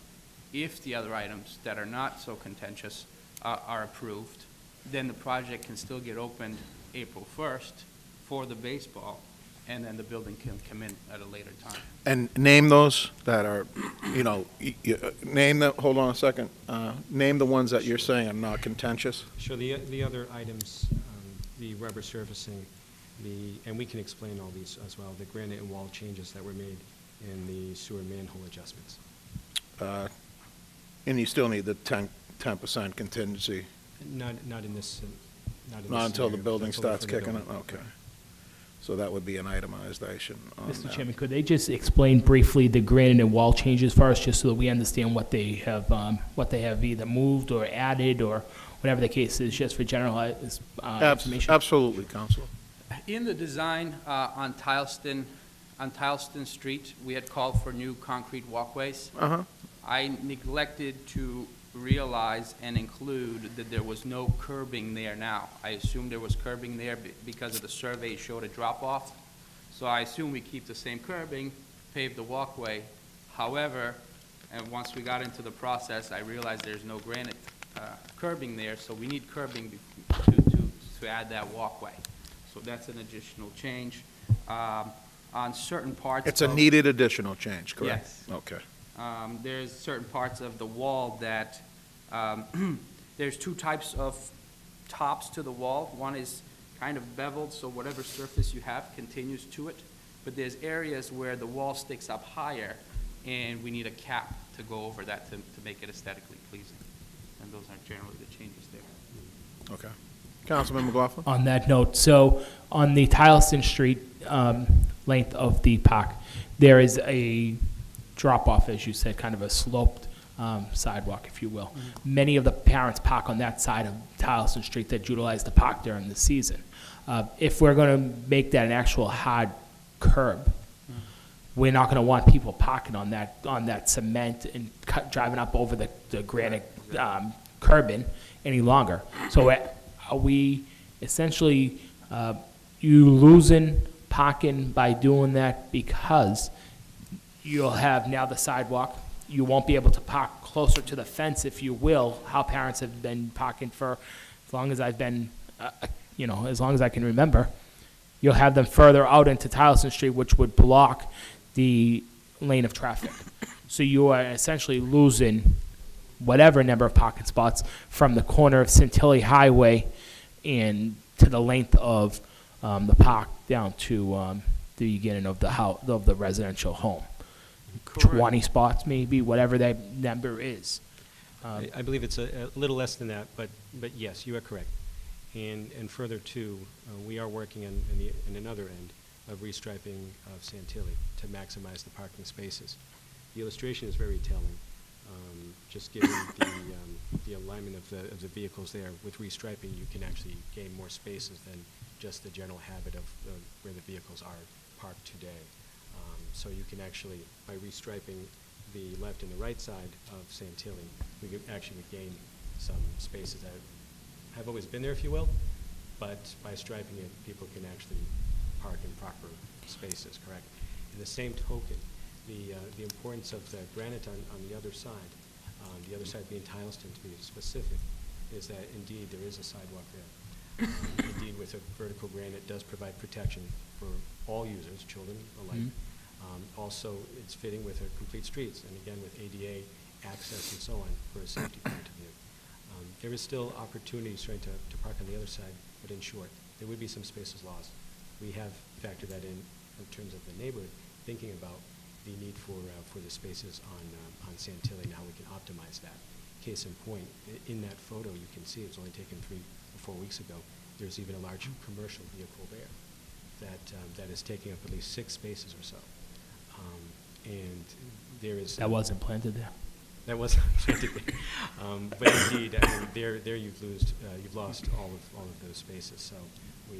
I'm just concerned if we lose spaces, right? We know that the village section is really becoming booming with the beer distributors, with the breweries, and that whole area is really increasing number of volume of people. I know a lot of them use Uber and car sharing programs, but at this time of night when the park is being utilized is mostly when these breweries and other facilities are also being utilized, and you're increasing the number of people that are coming to that generalized area, and now you're going to eliminate parking that would be utilized just for the park, because the 99% of the people that park along that fence line are using the park. They're not parking there and walking over to Night Shift or one of the breweries. I'm just concerned, do we push those into already congested neighborhood of Calvin Street and May Street, those parents into those neighborhoods? Because the spots on Santilli Highway would be great if we could pick them up, but we're realistically not going to pick up many because of the breweries and other facilities that will also have people additionally coming in and parking. You know, you're showing this picture 3 weeks ago. It's the middle of the winter, and there's not anybody in the park, and there's the breweries at the middle of the day. As you can see, this picture is taken, you know, in the middle of the afternoon. The breweries aren't at peak by any stretch of the imagination. I know what it's like on a Saturday down there when the breweries are in full swing. I'm just concerned about losing that number of parking spots along Tileston Technically Street. speaking, those aren't real parking spaces. Oh, although I people agree with you, park Austin, there. absolutely. But But unfortunately, for an uncommon rule for 100 years, parents have been parking along that fence line. And longer than I've been alive, my colleagues will probably remember parents parking there for decades. And essentially, will they continue to park there and hop the curb? And are we taking the risk of crushing concrete and breaking grade? You know, 65,000 sounds like a small number to us, but at the end of the day, if we're replacing that every year because we're having these sidewalks crushed by these cars that are just going to blatantly jump over the sidewalk and park there anyhow. Yes, Counselor, that would also be an enforcement issue, because we're actually supposed to keep the sidewalks unimpeded at anywhere there is a sidewalk. So we would have to step up parking enforcement if that would turn out to be the situation. And that would also come under, any type of agreement that we have with these organizations or anything like that, whether it's city to organization to city, so. So now we want them That- to be, which we should, as Councilor Mazuski said, be responsible for the maintenance of the park and making sure that they're responsible to keep the park, return the park the way they found the park. We're gonna have them be responsible for that, be responsible for the building that we're building, and now they're gonna do park control as well with No. parents that should already know rules and understand We have right from wrong. Council, we have a police department that should be handling that, and they should actually be down there Hypothetically, they with should these be- events. I agree, but, there is a lot of other things happening throughout the year in the city, in the summertime. I agree. Right now, I mean, these are all I was items- just concerned when he brought up the fact of bringing the curb granite to that side of Sure. Towson Street. No, and which, you're down there, that's your ward, so, you should be concerned with these things. And as far as the parking and stuff and issues like that go, I agree with you. It's all of our ward, actually, because we're all citywide. So, what I'd like to do, and before I entertain another one to speak on it, is just, I'd like to see a motion come out of it for at least the 3 items. and hold over the building and the contingency. Reason being is because at least we'll be able to get this undergoing, and then once that's done, then the baseball can get underway, and then we can continue on. I mean, the project for the building's already behind. How many months? 2 months, I believe. So it's 2. I mean, another month, it's not really gonna, impede on everything right now. So at least we'll be able to have a field so that our baseball teams can kick off when they're supposed to.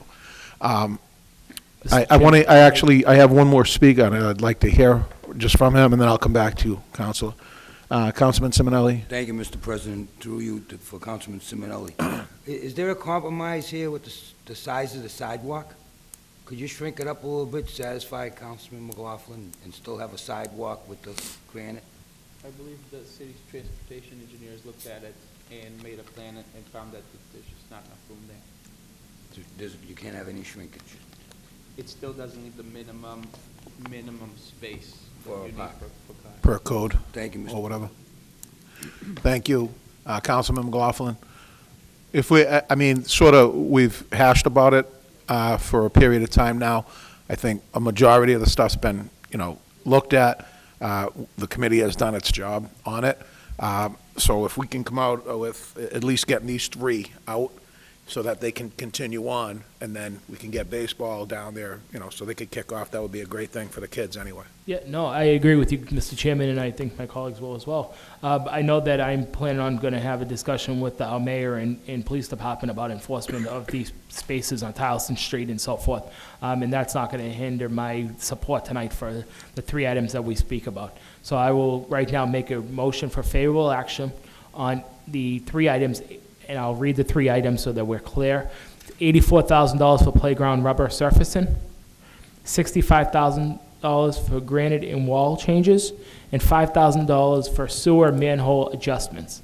I'll make a motion that we take those 3 together and vote favorable action on the 3 items.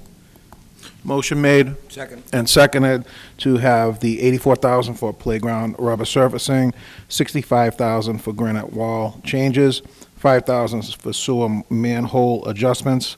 Favorable action on that order. All those in favor? Aye. All those Do we need a opposed, the roll call ayes. vote because it's money, Mr. Burley? It's going to be kicked into the general meeting, and at that point, they'll have a roll call on the order. Thank you. You have done that. And then, Mr. Chairman, furthermore, I will make a motion that we take the last 2 items, $425,000 for the building and $442,500, and lay those on the table. Till our next meeting, so that we could have DPW here. I Well, really I've- think that we should bring this to a committee of the whole so that we can all have an in-depth conversation. Hold on, I want to get a ruling.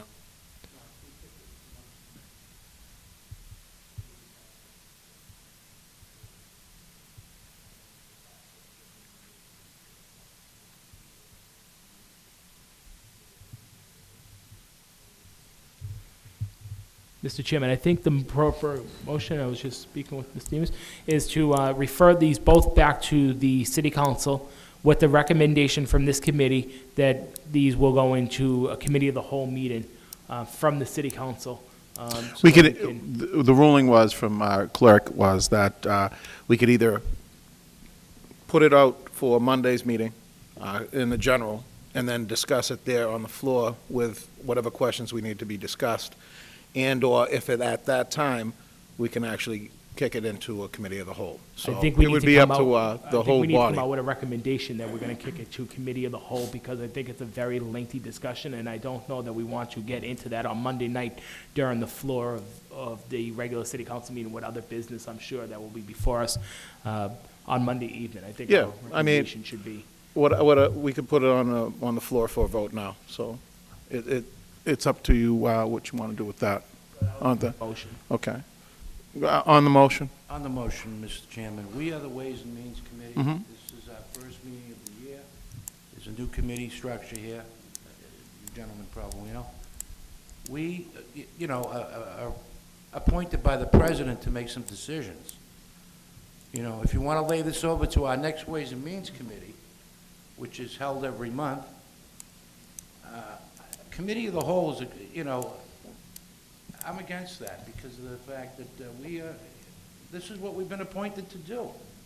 Now, I can answer any question, from the information that I've received, and there'll be some questions, but, if we're here to vote on, as a committee, Ways and Means, that's what our job is supposed to be. We're supposed to refer it out to the council With a recommendation. with the recommendation. And my recommendation is to keep it in this committee for the concession stand. And we can invite any councilman that, we've always invited people up here, they've been able to speak. Second motion, Mr. Chairman. And we'll keep it in this committee. And Counselor, I would ask that you, think about that. I think that right there is a solid motion. I agree with that- Councilman Matusky. That's Okay. our responsibility and our job to make financial decisions, recommendations to the city council. But we all know our colleagues. All of our colleagues are going to have questions on this item. It's a big item. It's a big ticket dollar item. We're not spending $25,000, $50,000 on an item. We're spending hundreds of thousands of dollars. If not one of our colleagues had a question, I would be shocked. If you so choose to leave this in committee, I'm perfectly fine with that. But it's going to be hashed out on the floor then at that point, because I know, speaking with members of our city council, as you guys have, there's councilors that have in-depth questions about this item. I know that. So my only recommendation was we either do it in a committee of the whole, or we're going to play it out on the floor of the city council, because they're not going to be stopped from asking their questions, and rightfully so, they shouldn't be asked. And from the chair, from the chair, what we could do is we could send it to the floor for Monday night's meeting. They could discuss whatever topics they wanted to discuss at that point. With this piece, we could either pass it favorably, or as a body, we could send it off to a committee of the whole if we have further questioning, which I don't think we will if we're going to be doing it Monday But night. to Councilman Matusky's point, he would like to leave it in this committee for one more month. I'm, again, okay with that. Either way, gentlemen, either way with me, it's fine. But Reason there's- being is because we need to actually come with a recommendation one way or the other. So it's either gonna, here's the recommendation that I would give. We either, number one, leave it in committee, discuss it further with DPW here. Any questions that we have, get furnished the information that we need to come out with a recommendation to the body as a whole. If in fact that does not happen and it goes the other way, then we kick it out to the whole on the 22nd meeting, correct, Johnny? All right. And then at that point, there's discussion that night, and/or we can kick it into a committee of the whole. Either way it goes, whichever way you want to do it, John. I agree with you, Mr. Chairman, absolutely, and I'll go wherever my colleagues want to with this item. I'm just saying there's 7 other individuals that are going to ask questions about this at some point, somewhere along the line. They're going to ask questions. So I'm just trying to figure out where we go with this so that we can play this out one way or another, because there's 7 other members that are going to ask questions on this item. We all can agree to that. We could let them make a decision Monday night as a general body. That- Either way. My motion is There is a motion on the floor, to refer and the we're whole seconding. piece of business out, Mr. Chairman, excuse me. I'm in favor of the concession stand. If all we have to do is ask a question of the DPW about the maintenance and so forth like that, we can invite, the committee recommends that we invite Mr. Navarro to the regular meeting and ask questions. The only roadblock we have here is the DPW and the cleanliness and the way the place is maintained. And you've We can hold answered it all over. our questions. Mike, you know what, yield it, and then okay. All right, so that motion's been made and seconded. You're going to yield your motion? All right, motion made and seconded to lay this over for 1 month so we can have the deep, I'll put it out, you want it out? well, we do have, Councilman McLaughlin has a question of the DPW, or maybe Councilman Simonelli, or maybe even you.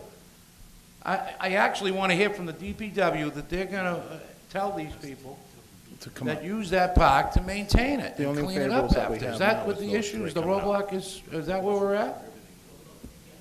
Okay. Well, then Mr. Sousa will have Can't to do be that. here for Monday night. Why hold this whole project up? It's almost completed. Let's move forward with this. If Mr. Sousa will be available, and the architect, and Mr. O'Donnell, and somebody from the DPW to answer a few questions. We've done some work here tonight that I think is positive to get this program finished. We have. I mean, I'm fine either way. Yeah, and Mr. Chairman, I have to say, you run a good meeting. I really appreciate it. Well, I thank you for the flower bouquet. My pleasure. But you do, you really do. We've actually, some of these committee meetings last a few minutes. Sure. We've gotten some great information. The gentleman has brought piles of information here and photos. And I think it's important that we, as a committee, show that we are going to do the right thing moving forward in this structure that we're in. And, let the councilman ask a few questions.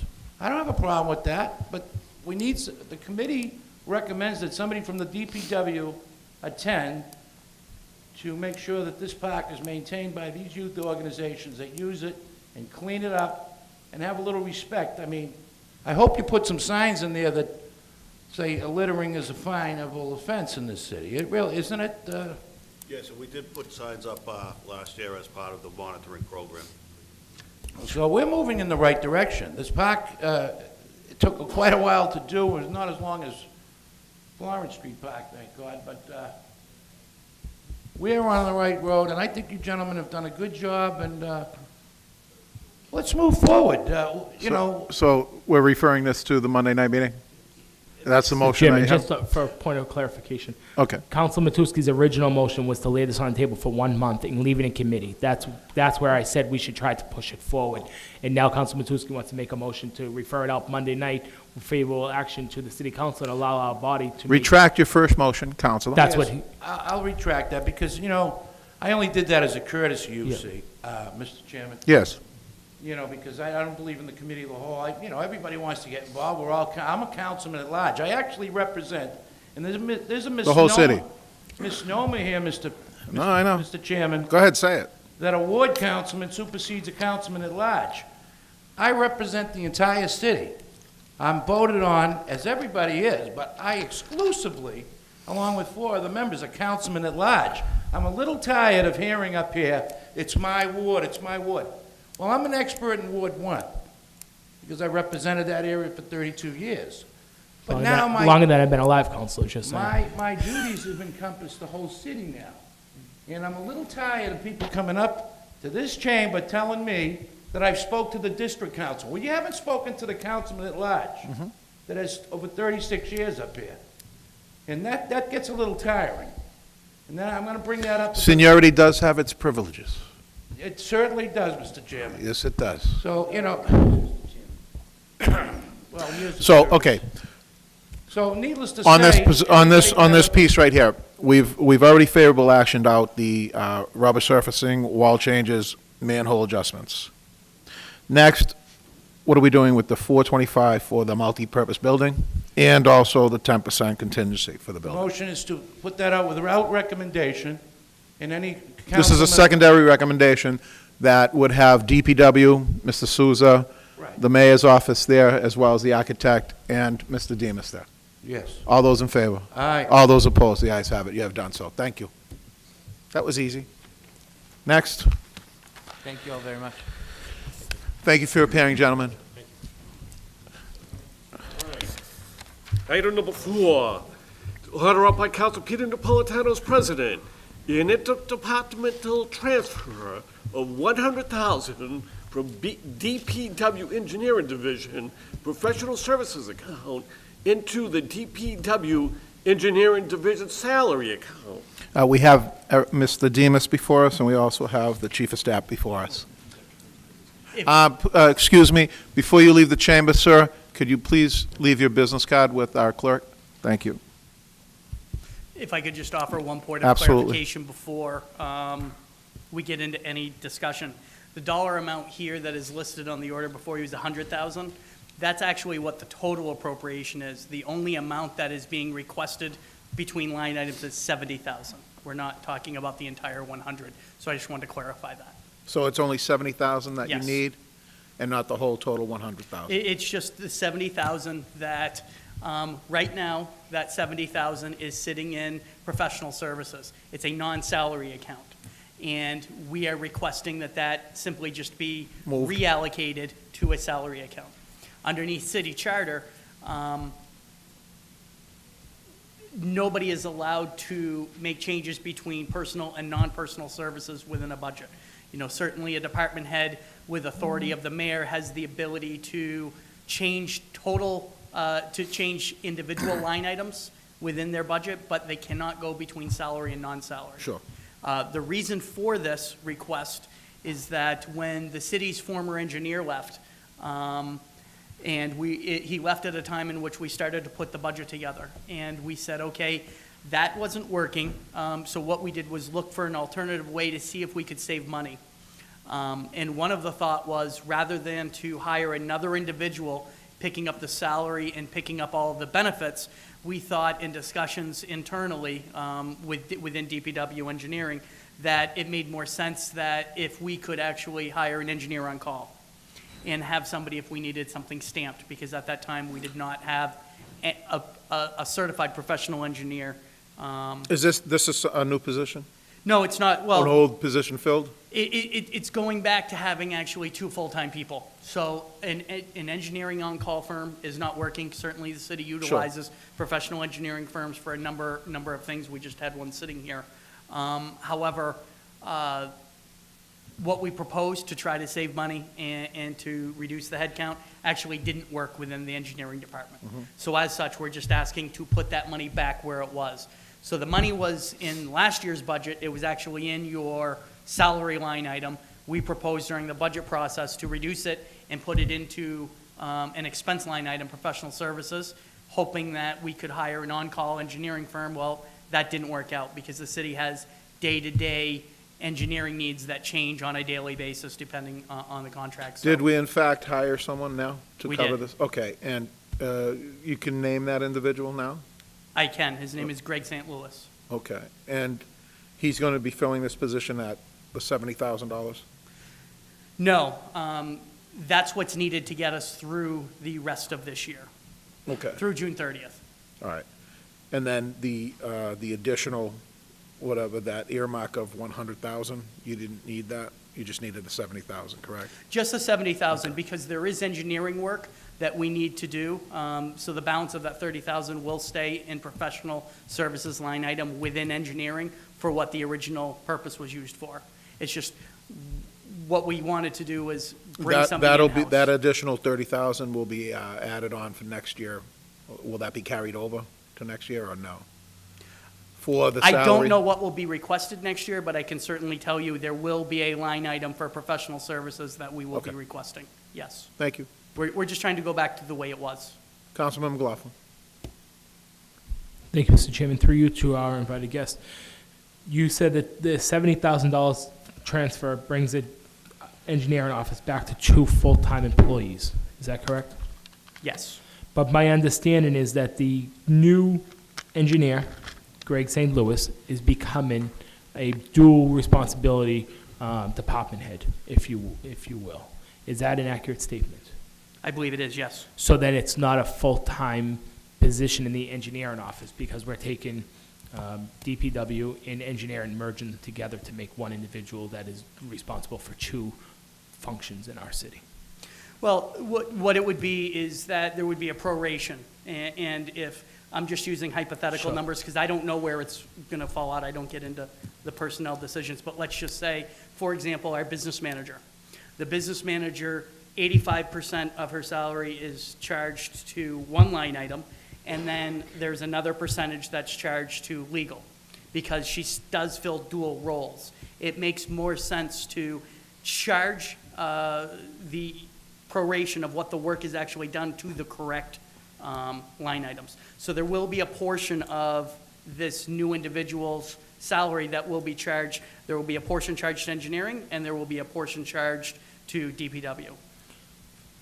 I am quite concerned about this, because I think that both positions need a full-time individual. A DPW director is one of the most essential employees in the city of Everett. An engineer is very important, especially somebody that has a PE, as Greg St. Louis has. I think both positions deem a full-time individual, somebody that's going to be there start to finish on every day, not somebody that's going to be there certain hours and come to City Hall certain hours and back and forth and bouncing all around, and nobody knows really what he is, not he or she, he, Greg St. Louis, is doing on a daily basis for hours per se. You don't know when, we call the DPW a lot, every counselor, the mayor's office, we all call that individual. But if he's not working on a Tuesday afternoon, he's working in engineering, then you need to find out who you're supposed to call DPW to resolve an issue on a Tuesday afternoon.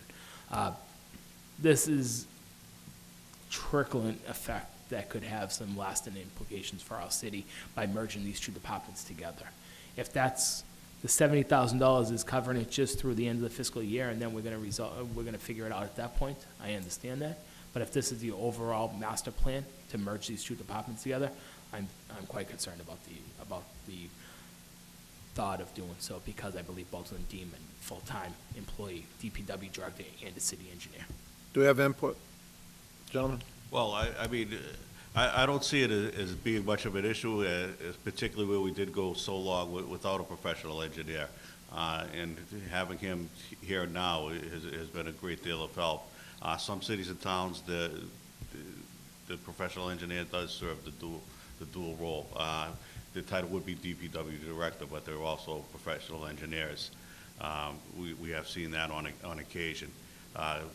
Greg brings a lot of talent to the table, and with respect to your concern about something happening on a Tuesday afternoon and, Greg's dealing with an issue down the culvert or anything, we've always had operational directors in place, and supervisors in place that could be contacted, even if they're not here, if it's after 3 or 4 o'clock in the afternoon, they could all be, the operational director is always available by cell phone. Right? We know, exactly where to go. A lot of these things should actually go directly to the operational director as opposed to the head, because he's the man with the boots on the ground.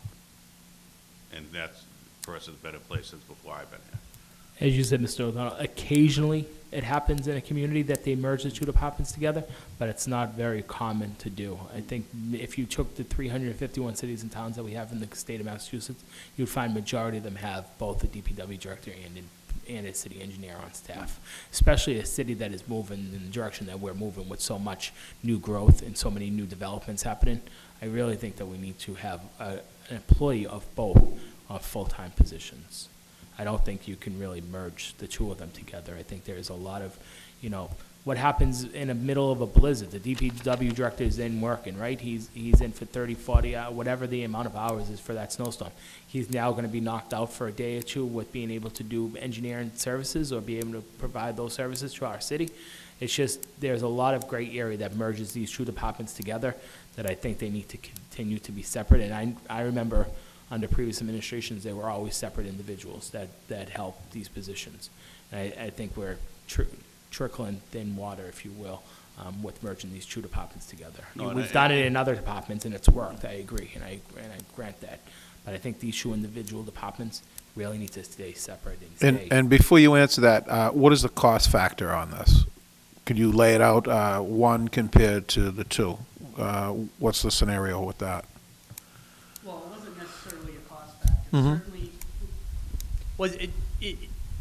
it's not necessarily a cost factor that's driving us. It's the fact that there's an additional need other than what the existing engineer, Mr. Orf's, Julius, is doing. He needs additional support from somebody in-house.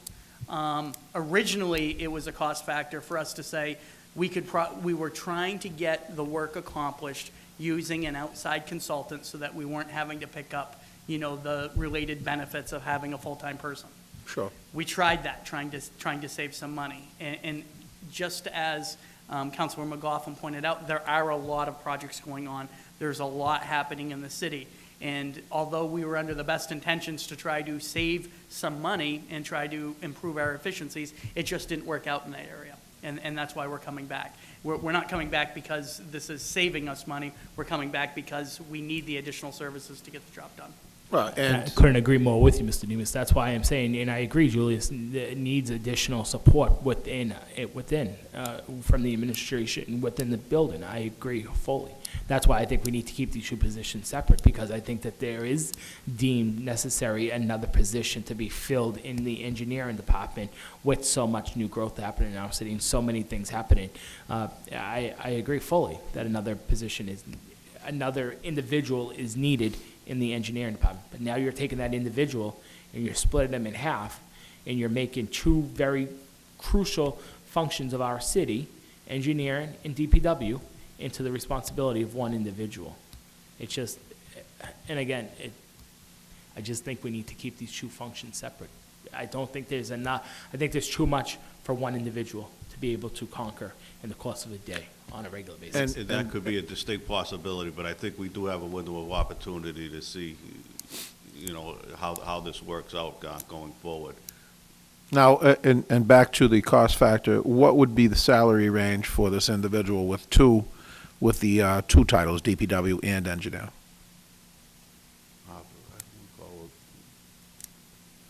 I don't recall what it is right off the top of my head.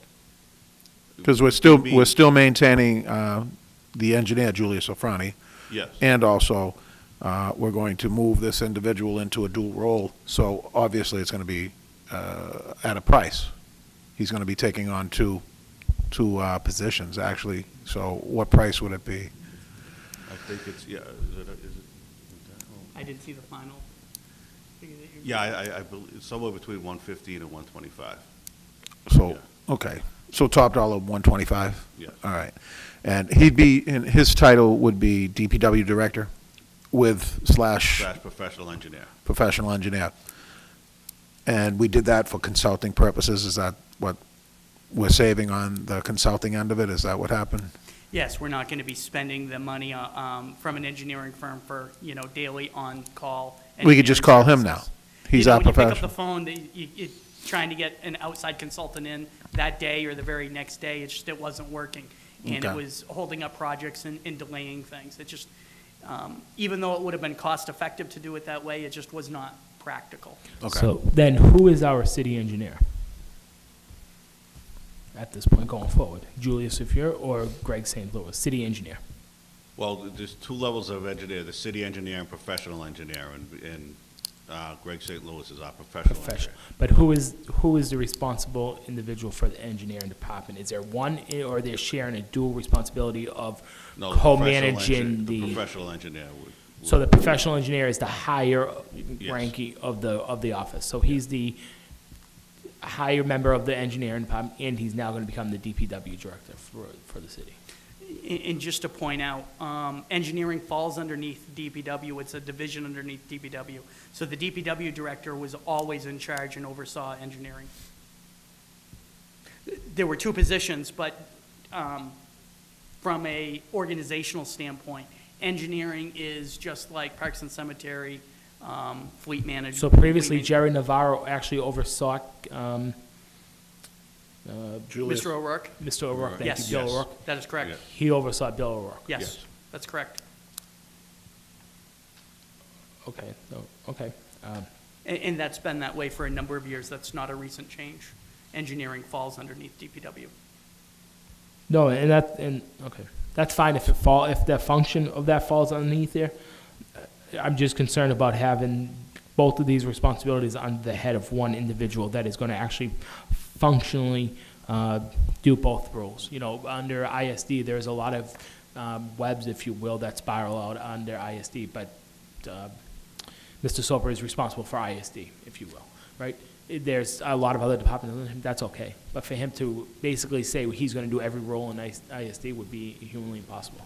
And I believe that this merging these two departments together, we need to really think carefully about, because I think they have both lasting implications if something falls through the cracks just because he's so overwhelmed and not able to maintain a full ability to do both jobs individually at a high level of expertise.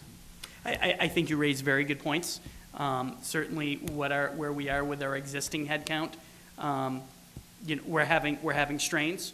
So what this step is doing is going back and increasing the headcount by one. We're hoping that over the next few months we can get back to where we were. I can't promise you that it's going to alleviate all of the issues that you're raising. And during the next budget process, should we decide that we need an additional, we would seek it at that time. But at this time, we don't foresee needing an additional staff person above this position. But that may not be the case. I can't guarantee that to you. But in layman's term, there is an additional position that is going to be coming in, right? Because we do have an ad out right now for a Parks and Cemeteries supervisor's position, head of Parks and Cemeteries, correct? Correct, yes. So that's going to relieve the DPW, so that actually adds one additional. Adds one additional under him, again, diminishes Yeah, his As role a supervisory position, yes. as a supervisor. Counselor, on this, I'm giving leeway. Yep. I'm I'm just trying to show the No, fact that these I two understand. positions are I know where very you're going crucial with it, to our function. but I believe that's more budgetary at that point. These guys are going to have to come back to us with a position that they're adding. At that point, we're going to be, they're subtracting, actually. It's not even subtracting. They're keeping the professional position that they had and getting rid of the consulting, correct? Well, this actually, this request is adding a position. Okay. Because right now, that money, where it was last year, it was consultant? During this year's budget, we actually reduced the head count by one. All right. And what this is doing is increasing the head count. So Councilor McLaughlin was correct. This would be increasing the head count by one. So we're adding it now prior to the budget coming out, correct? Yes. And reverting back to the original. We're taking existing appropriated funds out of expenses and moving it into salaries. So you're just shifting the funds? Which is creating a head count, yes. Okay. Bringing it back to what the number was last year. With that head count, will jobs be getting done on time, quicker, and anything like that? Will that be happening? Because that's what you're trying to do here, correct? Oh, that's certainly the goal, yes. So, But there's combining been, these two positions. Counselor, there's been some, jobs that have been lingering out there since June. I can think of. I know one is Church Street, right here. That's a perfect example of it. We requested that, it was done, it was put into the papers as passed, it went through traffic, it went through us, it went through the mayor, it went through everyone. It's still not done. No, Why? and I see that it's coming up on the next agenda, but we'll happily be able to discuss it because there's a reasonable explanation for that. Is it going to be done? I'd rather. Okay, Yeah. we'll wait for that. Mr. Yeah, I'd Chair- rather with All right. the traffic experts here, but we have. We already passed it through traffic. Huh? We already passed it through traffic. No, I understand, Counsel, but there's a reasonable explanation that I would rather let the professionals explain. Okay. But, Mr. Chairman, on that, Hopefully, it doesn't go through money, because that's It's- where we are here. Money's not, no, money was, it's, but on that topic, we're taking two very important functions of our city, DPW director and engineer, and merging them And together. merging them. You would hope that they would happen faster by adding one additional body to the role, but taking two very important functions and merging them Yeah, together, I see it where you're seems going like with they're it. going to slow down the ability for that individual to produce. He can only do so much in the course of a day. And taking those two and merging them together, it's not like we're merging an assistant position. Sure. Or something. We're taking two very highly important functions of our city and merging them together. It doesn't seem as though it's going to help the function of either department, in my opinion. Okay. well, Counsel, I assure you that if we saw that there was anything detrimental to this move, we would definitely address change if the need be. The mayor is an executive that likes to see things moving forward and getting things done. And if there was anything that would have slowed that process, we would readdress the issue. I fully agree with you, Mr. O'Donnell, absolutely. But what we're doing essentially tonight is adding one more employee to our roles. To bring it back to where it was previously, I understand, Yeah. but we're adding one. So tonight the vote is to allow one more additional employee on the rolls, and that may get separated in the future and may not, depending on how the function of these two departments work. I agree that the mayor is not going to slow the train down because they can't be done. But our responsibility here is whether or not we want to create the one additional position to allow these two to be merged together and see how it goes further. Two highly important functions of our city. As Councilman McKinnon said, Church Street is something that has been delayed for a long time. Other projects have been delayed because just not enough manpower. And again, Church Street and. It's not a separate, problem. and that's fine. It's nothing to do with manpower. And that, You know, all- Church all Street may money. be a separate Yeah. issue, but there are projects that we all know of that haven't been done fast enough in some opinions because of the quality, the amount of manpower here in the building. And it's two functions that are utilized every day, all day, DPW director and city engineer. It's not something that's used once in a while, occasionally you call somebody in for, they're used every day on a daily basis in the function of our city. That's all I'm trying to get at. Any other questions? Councilors? Seeing none, what's the motion on the floor?